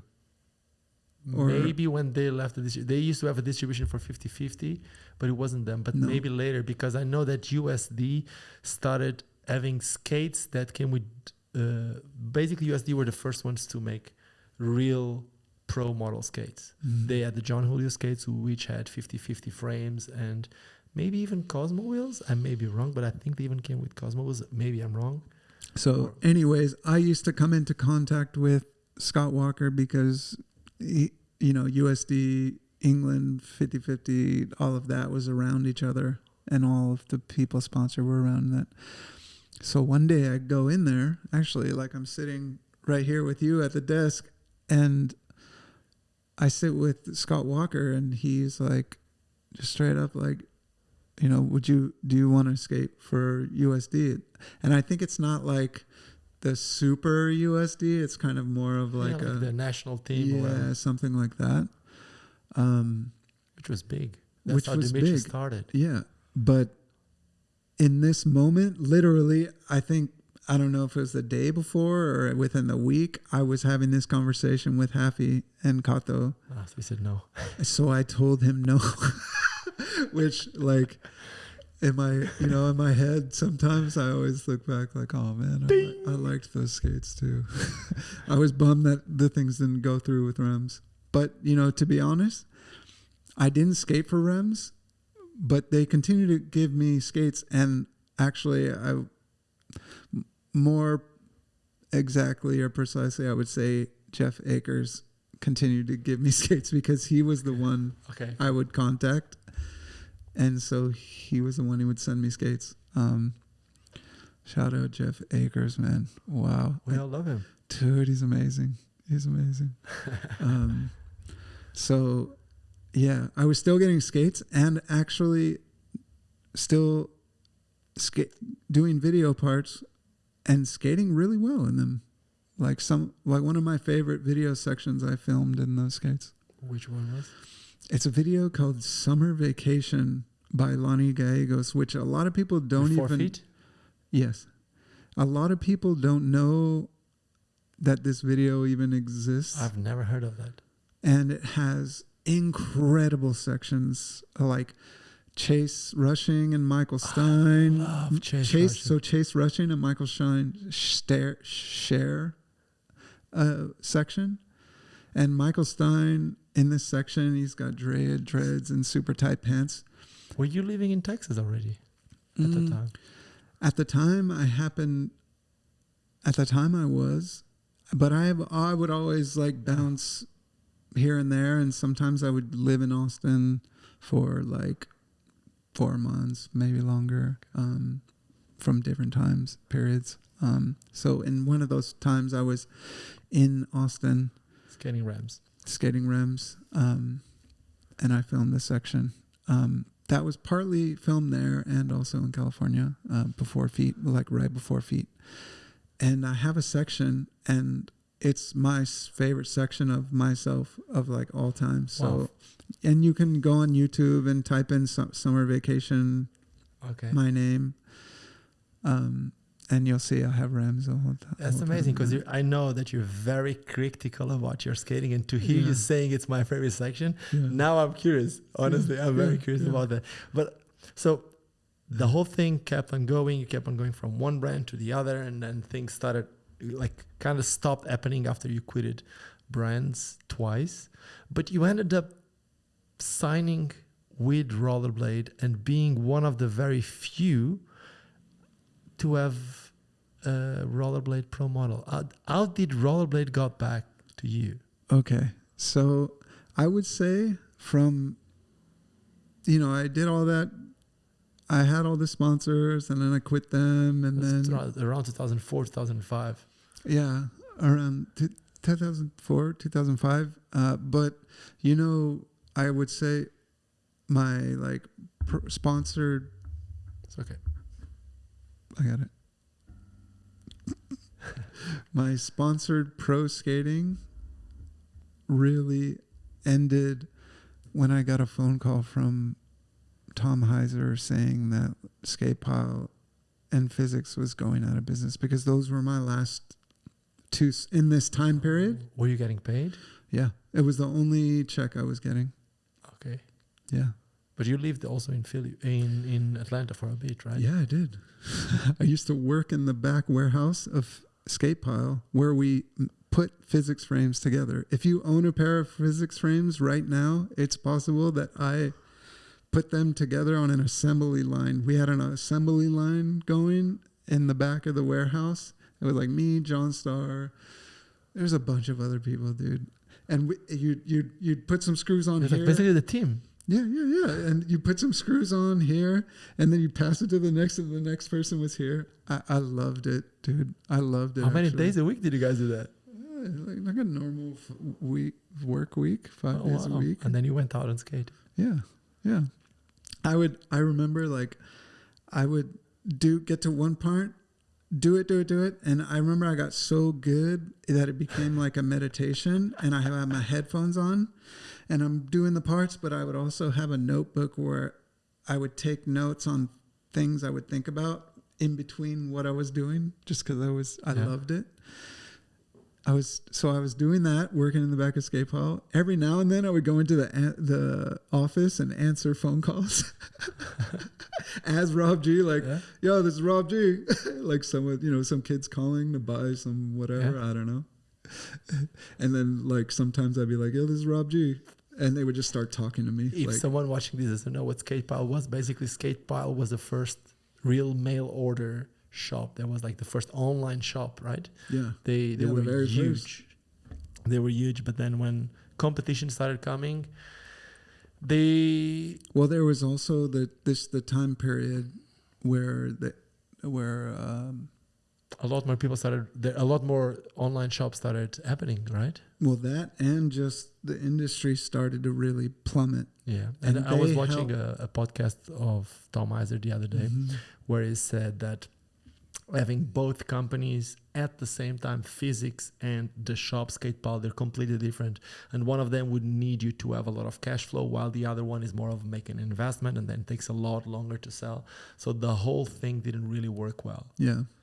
So what then happened to you? And so like I was living in Atlanta, and actually funny enough, me and John Starr were living in Tom's house with Tom's family. Like we were all you living. had kids already? Yeah, we were all living together. Like it was crazy. It was a crazy time, dude. It was a crazy time. It was an awesome time. But yeah. So I was living there, and then I think I remember like it was like the second time where I started to film myself. I like started to get like depressed. But at the time also, I'd hurt my knee, and I was like kind of able to skate, so I would go, but I would never be able to Push yourself to push the limit. myself. And I remember that like really like bummed me out, like, and I wasn't able to skate, and I was inside a lot and just working and inside a lot. And that was, I think, one of the first years I got invited to Lake Owen skate camp in Wisconsin. So then I went to camp from there, and then I didn't go back to Atlanta because I didn't think it was good for me anymore. Okay. Like initially, and I mean that also went with my knee thing and everything. But Tom and his wife, like everyone was so good to me and like super supportive of me, like all my life. Like they've been incredible. I mean, even in NorCal, when I was 12 years old, I remember Tom Heiser came, and he lived in San Jose for a while, but he came to do a photo shoot for Box with like Chris Mitchell, old school photographer at the time. And I remember like we were both skating at the same spot, and he was just, and I was like, dude, he was talking to me like a normal kid. Like, and he was like, dude, go get a photo, dude, go. Like, you know, and I just remember he's been cool to me like always, and supportive, and his whole family also. So I had an incredible time there, but I felt like I needed to move. And I think I went back to California again, because my father's always had a room in his house for me. So I went back. I was still skating for Skate Pile and Physics, and I remember at the time I was getting 200 from Physics and 200 from Skate Pile, which, funny enough, at the time I was still able to like cruise on. Yeah. Yeah. That was, I remember, I don't need to say names, but I remember some pros from Razors. They were making around $500 to skate 4 Razors Pro. Mm-hmm. Yeah. So that was 2004. So this was later, and you were still making. Mm-hmm. So then I remember like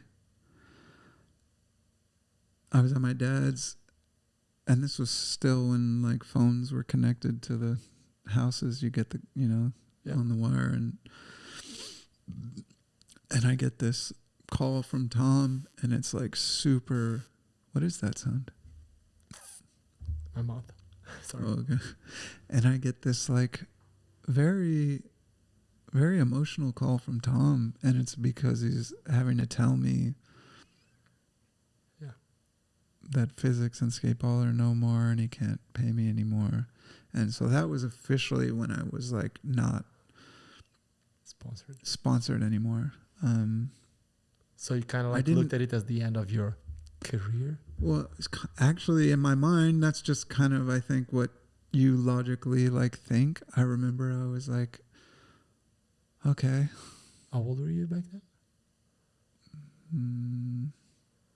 Maybe early 20s. Yeah.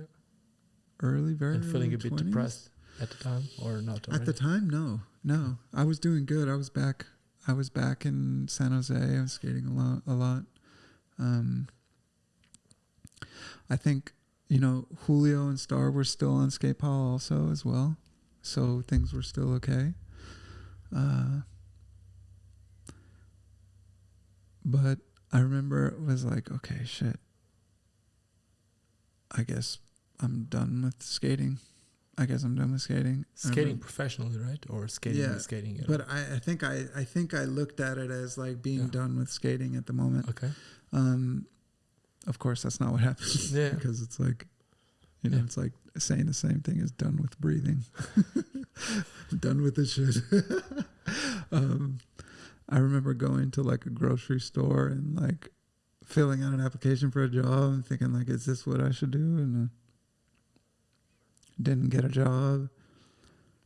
Then I can't remember exactly what happened next, but I kept on skating and traveling. Actually, I kept on skating and traveling. I can tell you what was happening in the back. Mm-hmm. What was happening in the back is that once that thing happened, Tom was also without a job and he had to find a job, and he found a job at Rollerblade. Okay, thank you. Now you're taking us full circle. It's what happened after. Oh, yeah. Tom But got a a job lot at of time went by, though. Okay. Like some time went by. A lot of time went by. I think I was at. Oh, then at one point I'm living at my aunt's house again in San Jose, and I get a call. Oh no, wait. Okay, now I'm all over the timeline, because how that happened was like I was sponsorless, and I get a call from, I might have been Andy or Tom, saying, "Oh, Andy called you again to skate for razors?" No, Andy Cruz. Okay. So I think this is where I'm going kind of weird on the timeline. But I get a call from, I think it's Tom or Andy or both at the same time, but they're like, we want to buy you a ticket to Super Hick and talk to you about skating for Skate Pile. Okay, now, I'm sorry. I'm jumping. Now you're going back. Yeah. But it's all kind of lumped together in my mind. And I said yes. And on the airplane ride there, I had another moment of this, like, I'm going to win this contest. And I remember I was skating Thrones, I think. I went to Super Hick and I won. I got on Skate Pile, and then that's when Tom was like, it would be cooler if you moved to Atlanta. So I did that whole thing and I came back. Somehow I ended up in Atlanta again, because I remember being at Tom's and being in a truck with him, and then he started to tell me, like, I'm gonna be the new manager for Rollerblade. We're gonna start a new pro team. Do you want to be pro again? And I was just like, yes. Like, that was like, what, 3-4 years later? Or? Yeah. That was like maybe 3 years later. It was 2007 or 8, I think. 2008 maybe.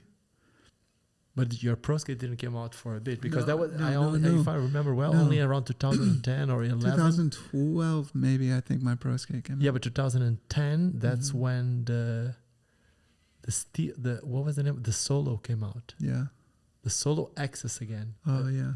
With gray. The Solo. Yeah, the Solo came. The Solo was a prototype, because first they just had this the skinned. Yeah, the downtown. The downtown, yeah. And I was skating that. Oh, I remember, because you skated with the big wheels. Yeah. You skated 72s and something else in the middle. Yeah, they were pushing the big wheel frame thing. Like the. And I was skating anti-rocker with like Fat Boys and no wheels in the middle. So I was skating those at first, and then they came out with the Solo, and I was skating that for a while. And I think they had that gray one and they had a few of them. Okay. And then the thing happened where they proposed you to become a pro. How did the whole thing happen? How was it for you the first time you heard, I'm going to have a skate with my name? Was that something that you were behind, or it just happened? I think it just evolved into that. Like, I'm me, I'm on the team, I keep skating as me, and keep being me in the world of skating. So it's only natural. I don't know. I'm asking that because at the end of the day, I respect you, and I've always did, as I told you, but knowing how the whole skate world happened, how it works kind of, and knowing how some people can be somehow very offended by that. I can imagine people that have been on the team for so long not to see their name on the skate. Like I can imagine like a guy like Sven Buchhorst who won X Games before. He ended up getting a skate, Yeah. I think a year or two after you. Yeah. But You know what? I didn't even think about that until right now, to be honest. that's amazing. No, I never, but I mean, yeah, I wasn't thinking about that at all, mainly just because I was focusing on my life, I guess. And at the time I was kind of like the big name on the team, Yes. I mean, of course, Sven is Sven. Yeah. And like, I think even at that time, I couldn't even really comprehend like what level Sven is on. Like, I'm happy that I'm finally old enough to like Since 97 or 98. understand like just the depth of how sick Sven is on all levels in skating, and still is. Dude, at the canvas time, 97, I didn't went to the first Bercy the second Bercy event, and I remember Portuguese people that went to saying that Sven was doing true spin fish brands in a row, going down the rail, coming up, doing it again, like doing it like all the time in 97 with canvas that were so slow alley-oops. But anyway, fast forwarded to around 2008, 2000. Your skate came out in 2012. You had two different models, right? The Rob G1 and the Rob G2, or was that one? Yeah, no, I did. I had two. I had the first was the clear one that had white and gray, and the whole idea was to have this like shoe, like this walk-in shoe you could put in. Blank. That was the introduction of blank? Yeah, that was the introduction of blank. Actually, that was the introduction of blank. And you could see through the boots, so you could color your skates or color your boots and have them look different and stuff like that. And actually, something funny that I don't think many people know, but a big proponent of pushing that just out of his own free will was Kyle Sola. Yeah. I know about Kyle Sola, introduction to rollerblade. He first was doing internship at Power Slide, and they didn't want him. No? He made a whole project, yes, I remember this, like an internship, and then he ended up started working, and they at a later stage made a blank skate, and I think you were at that. Yeah. But yeah, at the time, I think just immediately became friends with Kyle, and like we were just always super good friends. And he came together with Tom, and I think Kyle's just got this like genius mind that his brain is always creating and thinking about the next of whatever he's like doing, even things he's not even doing. He could just think about something and see the next step in it, or how it could be better. He 3D prints lenses to see. That's the level of precision. Like he's like a true like engineer, like of anything that has to do with the physical freaking realm. He's the type of people we really need. Not just, but one of those very important type of people. Yeah. And Kyle, I haven't seen you in years. I love you, dude, wherever you're at. I know you're with your family in Switzerland. Yeah.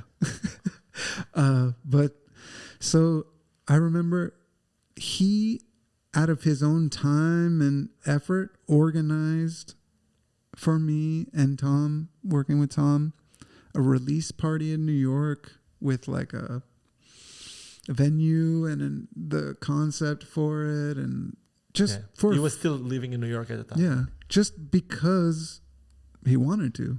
Like, just simply because he wants to do what he wants to do, whether it's he's making money on it or not, it doesn't even matter. He's like, I can see this vision of this. I want to do this. And he did that. He did that for me. Like, and Rollerblade and Tom, but mostly just because he wanted to do it. So he was a big part of that, of even making that skate, But you ended up having a second one that was very similar, just with a different It was color. basically the same, but it was, the boot was instead of like a clear. Yeah, like a smoked black. It was a smoked black, yeah. But same exact skate. And how did that end it? Because you did it for quite a while. For how long? Yeah. I skated from that second run with that second run of being pro, went from 2008 until 2014. Being paid, and that's where being paid from Rollerblade monthly, living in Orange County and living in a few different places. Were you able to leave from skating at the time with that money that you were making? I was, but at the time I had a girlfriend and we had really low rent. Was it like skate royalties or just payment? I have no idea. Just payment. I was making monthly. Okay. So independently of if you were sell 20,000 or 2,500, it would be the same. Yeah, I mean, from my skate, I didn't really get much. Yeah, you got on the salary. So. Yeah, I was on salary. So in the end, I think I got like $1.10 per skate. Okay, well, at that time, if it wasn't discussed, it's like yeah. And you felt like the salary was increasing from one year to the other, because we know that the industry was kind of like going down. So I'm not trying to put anyone on the spot. It's just like, because the industry was going down, and for some company to keep paying the same is almost the same as bringing the salaries up, Yeah. Because the investment from. Well, there was I remember my salary was the same, roughly. Maybe it went up a little bit, and then maybe in like 2011 or something, there was like, okay, we're going to give you like a raise. Yeah, because of a model. Yeah. And then I got a raise, and that was nice. And it was especially nice for me because at the time I was like living in a low rent situation. Okay.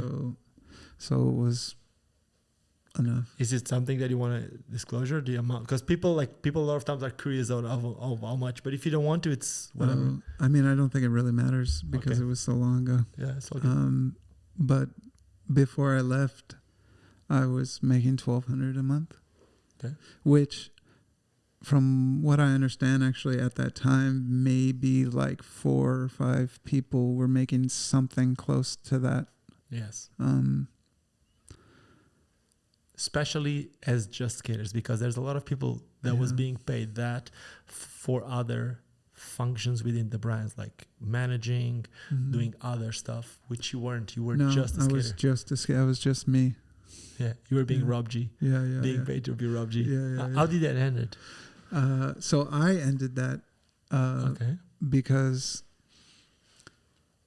in 2014, I just got a very strong, and this is like never happened to me in this way, where I had some friends going to the mountains of Peru, like the Andean mountains. And I at first had heard that they were going, and I didn't think I could go just because I'm skating and it wasn't going to work. You talk about American friends or people that you met all over the world? Friends in Canada. Okay. Yeah. And so they were going there, and I wanted to go too, just because my friends were going, but I didn't think it was possible. They said they were going to go for like 6 months. So one night, and it just happened to be around the time they were going, one night, all night, I had this feeling like, go, go, go. And I was resisting it, like, it's not possible. There's no way I can go. I'm skating. And that just nagged me. And then I woke up from sleeping, and it was still nagging me. And I was just like, okay, I have to do this. Like, I have to do this. So that morning, once I realized that I needed to do this, I called Tom, and I just told him, I'm going to Peru. I don't know if this means that I'm done professional skating or what, this means for my contract or what, but this is what I'm doing. Like, I'm doing this. And he was just like, okay. And he actually dealt with it really well. Was he very supportive about that then? Yeah, he was. He didn't try to like, I don't know. He didn't try to talk me out of anything, but I think it's because I was very like, this is what's happening, regardless of anything. I'm doing this. Do you think it could be that there was a time in skating that wasn't that healthy, and was it harder for them to keep you, and it could have been a relief? I'm not saying this in a way like to be negative or something, but this has happened before. Like right now, whatever happened with Sean Keane, maybe if Sean has done that, he would have been relieved if that happened because he didn't have to do it, Yeah, I don't know, honestly. I think I was at the time definitely like one of the highest paid. I think it was like, me, Sean, Cameron wasn't even like. And do you feel that you were being productive for the company at the time? According to I do. I had like just finished filming for like a feet section. Which one was it? Do you remember? I think this was. Is it mine? No, it's not my last one. I remember feet 2. I think it was feet 3. Okay. Or feet 2. The 2 is the one that I always remember because of the animations. I think it's feet 2. I think it's feet 2. Okay. So yeah, like I was filming. I had my solo collective section. It was very different from what it is now. Yeah. It was a different thing. Do you think you could have made it if it was now? Because I know that do what? Do you think you could be able to stay as a professional skater in this day and age? I'm not saying, like, I mean, you're amazing. And like everything that you do is amazing. But in a time that brands expect so much from skaters in terms of producing content, managing their own social media, being their own persona, digital persona. I think I could if I want to enough. You're doing like what kind of like you just make your life. Yeah, you're doing it. Yeah, exactly. I don't think you couldn't. Yeah. I'm asking you because I know that. You mean like making money from? No. I'm more like.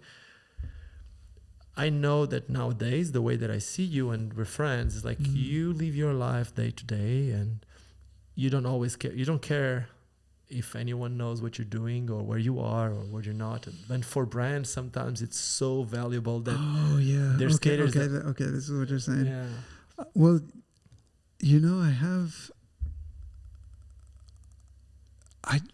I don't like social media and the way things are. I don't like, honestly, I don't like taking myself out of what I'm doing to document it. Yeah, I understand. So I don't know. I mean, I guess if I have a certain focus on something that I want to create and I'm excited about it, then that would shift the thing. But kind of being caught in the whole stream of like, I gotta keep documenting it. Everything's got to be documenting. Like, it's the way things are, and I can't change that. But it's like, I've been in these last years, I think I've been at like such a conflict with what that's like, how that shapes and molds not only like what rollerblading is doing, but just like humanity is as a whole. And of course it is what it is, but I and you can choose to focus on the good, and people do that. But I mean, as a whole, just like the feeling of it is like, I get this like, ugh. I don't fully understand you as someone being on your side, because I'm on the other side of the spectrum. 100%. But it's also the reason why I met you. But I also know that at the end of the day, you are just telling me that you quitted rollerblade to go the opposite way, to go in the middle of the mountains, which is the complete opposite of social media. But from the time that you went in the mountains, you kind of like disappeared from skating, or no? What was it? Actually, I mean, technically, yes. I didn't skate much when I went out there because like I was bombing. I used to live in a house on a mountain, and the road that I lived on would go into town, and I would bomb that hill into town, and they had these colectivo vans transporting people to like their villages, and you just pay like something like 25 cents and you get a ride up the mountain, and I would do that over and over again. Rob G, the downhill skater, who would have thought? And it was like, and it's in the area I was staying, it's all like agriculture, like people farming and living their life there, making their food, growing their food, eating their food. And then it would just be this long-haired white dude like screaming down the hill, like, Jesus!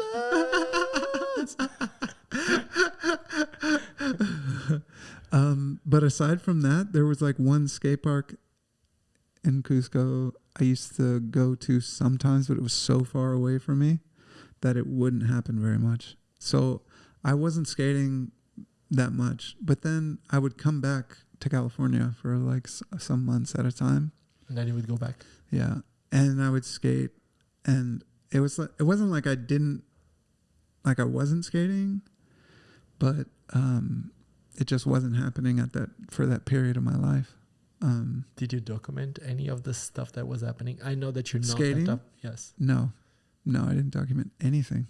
No, I haven't for the last few years. I haven't wanted to at all in general, because I've just kind of wanted to come back to skating because I want to and do what I want to do. But during that time I wasn't. But then one day I get this message from Lonnie, and he goes, "I want to make another feat." Feat 4. Yeah. He's like, "I want to make another feat." And I probably hadn't skated in 6 months. I want to, and I'll get you a ticket. So he bought me a ticket. I lived with him in Los Angeles, and then we filmed Feat 4. And on Shadows. No, in 72 millimeter Aeons. Oh yes. This is 4. This is okay. Feat 4. Oh. Yeah. I skated 72 millimeters. The very first Aeons I skated for like 2 years straight. So I filmed that whole section in those skates, but I went from like not skating for 6 months to filming for a section, and I was able to do it, and I did it. But me and Lonnie also did this, what was popular is this 30-day challenge where you skate every day for 30 days. So we were doing that while we were starting to film for the video also. So it was warming me up, but like skating's just in me. It's who I am, and it doesn't matter. Like, did you felt fit at the time while not skating? Did you felt like fit, like physically fit? Because being in the mountains, it's in such altitude that I felt fit enough. But the funny thing is actually one of the reasons I love going there is because my body loves the altitude, and as soon as I'm there, I'm eating only the food that's like grown there. I'm not eating anything bad, and the altitude is like making me very slim and just healthy, just living life, like not even doing anything. I get fit, but then if I work out, then I get really fit. Of course, because like living in altitude, just the breathing is harder. Yeah. So it's one of the actual main reasons I love to be there is because I just physically I feel better. What were you doing when you were in the mountain? How did you make money? How did you live? Well, at the time, there was a retreat center there led by a man who's not alive anymore, but his name is Diego Palma. And I ended up becoming close to him and his family while he was alive. Actually got rollerblades for his son and would take him skating. Amazing. On the weekends, yeah. Did you classes to the guy's son or something? Or we would just go like I was an uncle, like kind of like vibe. You're always Uncle Rob. Yeah. For my daughters, you're Uncle Rob. He's here for a month and he's Uncle Rob. Roberto.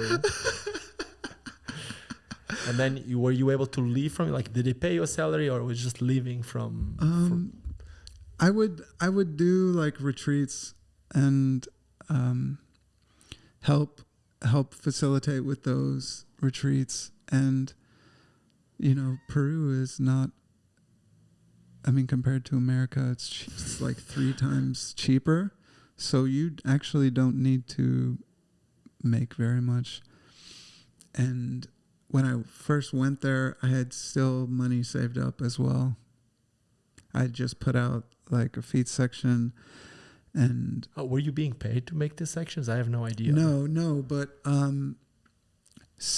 like Rollerblade honored my contract until it was over. Okay. Because I was still honoring the contract. Yeah, the skates were still selling too with your name. Yeah, skates were still selling. My section just came out. I was still posting my stuff on, part of my contract was like Facebook. Yes. This thing. I was still doing that. I didn't stop doing anything. Very important. Sorry. You said you were not into social media, but I remember you being a blogger. I'm sorry, but you had a blogging time, and I remember accidental something. Controlled accidents. Which is still your email, and I remember waiting for those and getting. I remember reading some of those.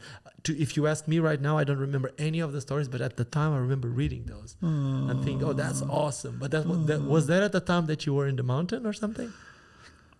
No, actually, that I only had doing that particular part, I think, in my contract for.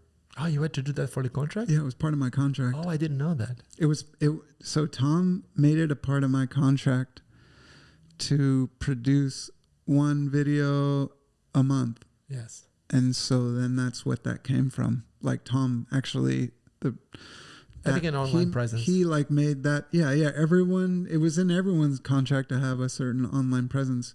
And so that's the way I went about doing it, was like I started this Controlled Accidents blog, which all the videos are still on the YouTube, Rob Blogger. The G is there. And I had fun doing those, actually. Dude, I remember enjoying the way you write. You wrote things. I remember that. I don't actually remember any text, which is stupid. It made seem like it's a made up thing, but I remember those at the time. Well, and when you gave me the email the other day, for some reason I was like, "Oh, that was the thing." Oh, wow, that's sweet. You remember that, dude. Yeah. I liked doing that because I would, since I had it in this kind of blog format, I had a video, but then I had a write up of everything that went with it. So yeah, I did that for a while. So you did that. Then you ended up moving to Peru, kind of, like at least a part of the year. I would go there for as long as I could, and then going back leave. Leave when I had to. I'm gonna need to go back. I'm gonna need to go into a part that it's not the best. We wish we wouldn't talk about that, but if you don't feel comfortable about talking, we don't need to. But I know that a lot of the people are waiting for me to ask you about these. Do you want to talk about a certain accident that happened in the mountain while you were there? Well, if you don't feel comfortable, I mean, it doesn't really matter. I don't want you to be known for that. Yeah. I mean, I feel like I've shared everything I can about that. So I guess all that I can share right now is that it didn't happen in the mountains. Okay. There was a time in my life where I moved to the jungle, Okay. and that's where it happened. And yeah, Okay. That's it. yeah, But now we're going to go full circle again. okay, Because funny enough, after not being a person that appreciate the online presence as much, it was the whole online presence or the whole online life that maybe I'm wrong with this that I'm saying, you tell me if you don't feel that way, but it's amazing how the whole community got together through this online world to allow everyone to have you here with us and make this. I don't know if that's how you feel. no, but it is how I feel, and it's nice to be reminded of that. Actually, I mean, it's still something. I mean, it's just something I carry in my freaking DNA now.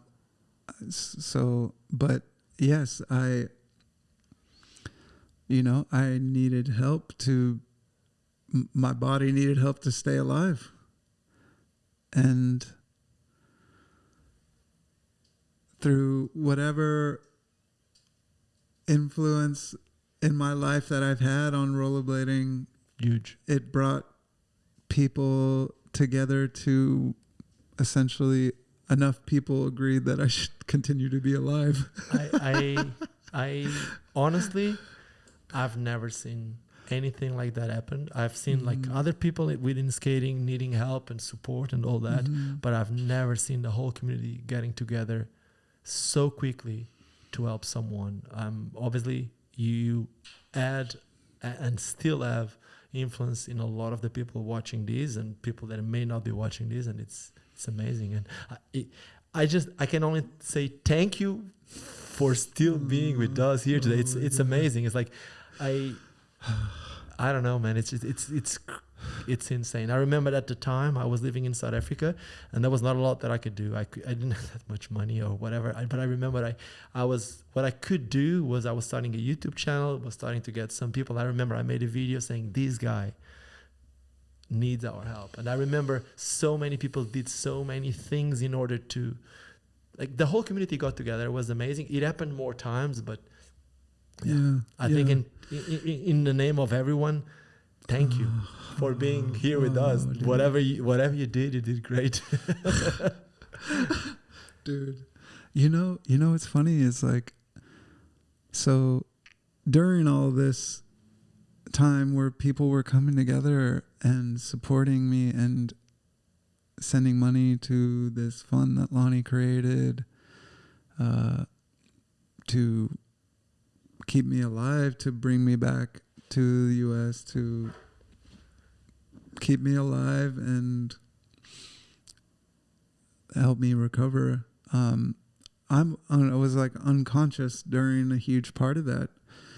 But even to this day, still, like, I go back, I like will scroll through people's social media, and I'll, like, most recently,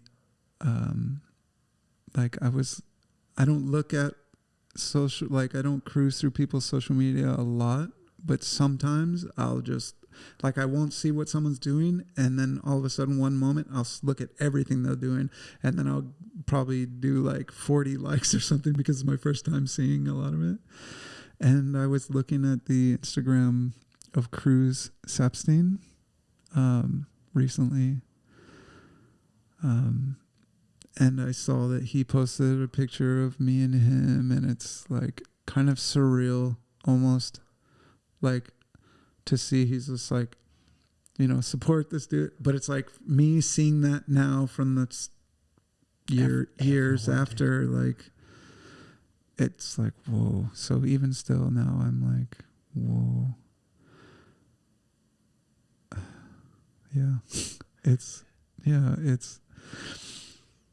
I love rollerblading, dude. It's like what I am, and whether money is being made or not or whatever, I'm doing it, like, as much as I can. Let me share with the people a very interesting fact that you might know, and just to bring the vibes up a little bit. You know, guys, what I realized the other day is Rob doesn't do cab drivers as often as you may think. No, I don't. I actually don't at all. And, you know, Lonnie made this T-shirt to raise money to keep me alive, but he made this T-shirt with this picture of me doing a cab driver, and I was doing it as a complete joke. I love it. Complete joke, because it was this like meditation thing with the eyes closed. Oh, did you have the eyes closed? I never realized that. Yeah. No. Or maybe I didn't, but at one point, I didn't realize. Maybe you did. I just didn't realize. Oh, okay. Yeah. I'm blind. And it was actually a redo on the first time I did it with, I have it on my phone of the original. Okay. First time that ever happened. It was on a flat rail with this Australian photographer. Oh my God, I'm forgetting his name. I don't remember. Super well known. Adam Cola. Oh, Adam Cola, of course. Yeah. He is actually from the UK. He lives in Australia. Okay. Yeah. So he took the very first original. But it was just like as a joke. And then I remember like even the critical side of mine afterwards, I was just like, damn, dude, why'd you have to use this picture? Dude, like, come on. Okay. Rob, I'm gonna try to fast forward things a bit. We have 10 more minutes max. Okay. And I'm gonna ask you one thing, which I think it's important even for everyone. Mm-hmm. Where is Rob G nowadays? What are you doing with your life after the whole accident? And where are you? What are you doing with your life? Well, at this very moment,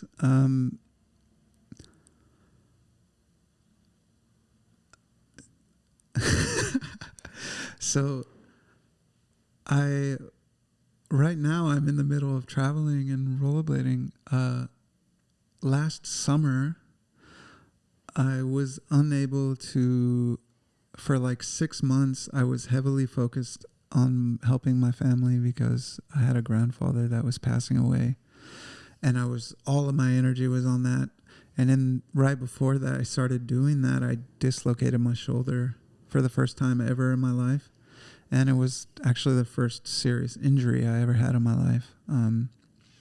And I just went straight into helping my family, and I didn't stop. And I never got my shoulder checked out, and I still haven't got it checked out. And that was over a year ago.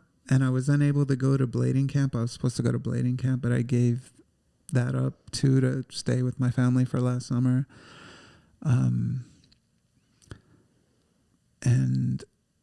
But this summer I wanted to come.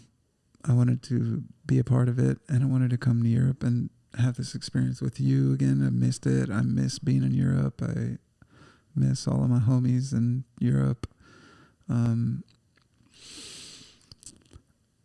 I wasn't skating for like a year, basically, and it wasn't until about 3 months ago that I started to feel okay with starting to skate again, even though my shoulder's still hurting and popping out. But actually not popping out so much from skating. I mean, it has with you here once. But I've been trying to get back into skating. Yeah. You're doing good. I can tell you that. It's like I'm trying to get back into skating, and I still don't know how I can fit into skating nowadays, but I know that it's who I still am and what I still want to do. So it's just been happening. Yeah, I see. And I'm flowing with it as I normally do. It's funny because for those of you that like you're listening to this and it's really the way it is. Like yesterday, I woke up and I had a message from a friend asking me if I could come to a competition in Germany. I said I couldn't, but Rob is with me and maybe he can make it. And a couple minutes later, I'm speaking to Rob, and next week Rob is in Germany. And that's Yes. Like I literally woke up. I'm like coming upstairs to get some water or something. And then Ricardo's telling me like, you know, we have a trip, got a trip to Germany for you. I'm just like, okay. And that's normal. Ricardo, the manager. That's how my European, any inquiries about management. I don't make any money. I don't want to make money off that. Any countries that would like to receive me for rollerblading endeavors. Okay, so we're joking a bit about this, but I think this is important. Yeah. Obviously, you're someone that you are heavily rooted in skating. You have a lot of knowledge. You have a huge network in terms of like people and all that. You could be a huge asset to. You are a huge asset to skating, but you could also be a huge asset to a brand. Could you see yourself working with or for a skate brand in your future? This is actually a tough one. Sorry. No, it's okay. I haven't really been able to just because like I don't really see anyone being in somewhat of a position to want to do that in a way. Like it's hard to imagine. Like I haven't been able to see myself kind of go back to any traditional way of being involved in rollerblading. You know, Yeah, like I understand what you mean. having a sponsor and having No, that. but I'm not even talking about that. Like, especially at the age that we are right now. Like, Yeah, imagine, like, yeah. as a team manager for a brand or as something like that. Would you ever thought of something like that, or is not something that you could imagine yourself doing? It's something I think I could.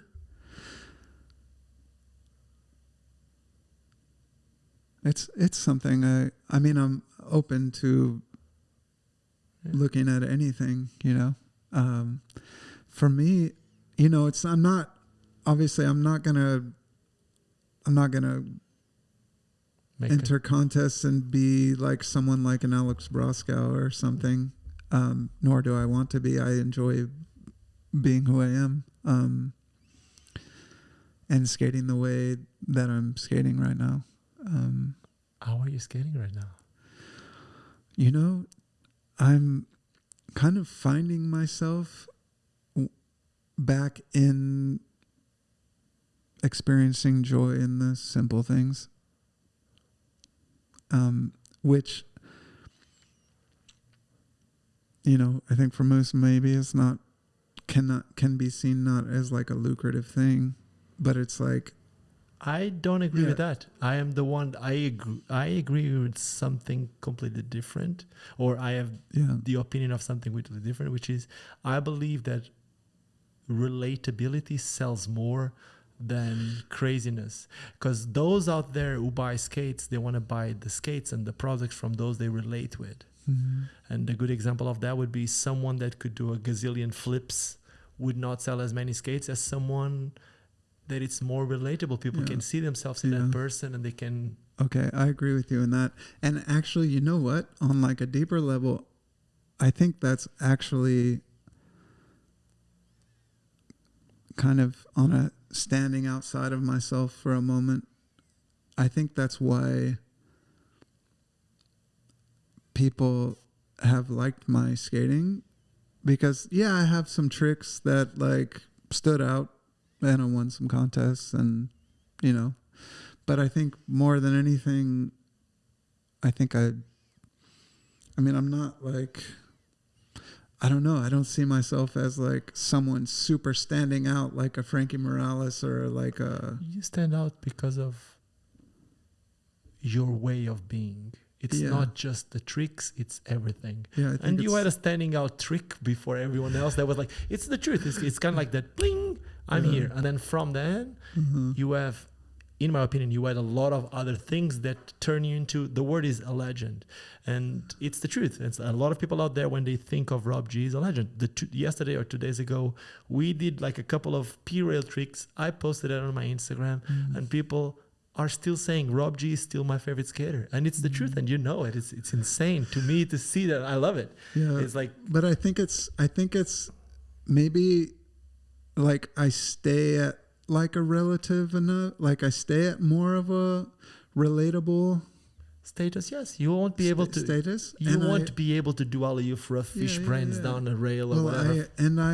I honestly, I like that. And so I think where, like, what my skating is doing right now, and I've had this thought come to me, it's just like being more focused on doing more simpler things that just bring me joy, that I just do over and over again. Amazing. And also kind of like maybe looking back on from the perspective of like my 90s self, and now that I'm in a body, like an adult capable body, like doing all the tricks that I never did, that I always wanted to do. They're so different. Some of them. And there's so many, like, you know, like I don't believe there's such a thing as like tricks becoming outdated. No, man. There's just how you do things, and it's like why you do things. Well, I don't know. It's like, dude, we spoke about this, like the thing going in full loop. It happens in everything. Yeah. It's from the clothing to the sponsors to the using social media. Like, it's life. Yeah, it's a cycle. So I've just been focused on wanting to only do like very simple like 90s style tricks, like Mizus and backsides and soles, and just doing them, but doing them like the best I've ever done them. Breaking world records. Rob G has a world record in my hometown rail. He did it 14 times in a row. If anyone wants to challenge him, please come around, do it more than 14 times, because that's what he did. Rob, we're coming to an end. We have 1 more minute of tape. Okay. So I hope you guys enjoyed this. If you enjoyed this, well, you know what to do. You can subscribe to this channel, do all those things, whatever. If you don't want to, it's all good, whatever. I'm going to keep doing this. Rob, thank you so much. I can only say thank you to every single one of you for allowing this channel to grow, because it's obviously one of the reasons why Rob is here. I was able to help somehow a little bit Rob to come here, and all these things, whatever you guys are doing out there, it helps. Whatever you guys did for Rob to allow him to be here. Yes. Thank you. I'm here for you, actually. Thank you. Thank you all so much. And Rob, just one last question. Okay. Do you remember why you started skating? Because it's fun. Over and over and over again. Every time.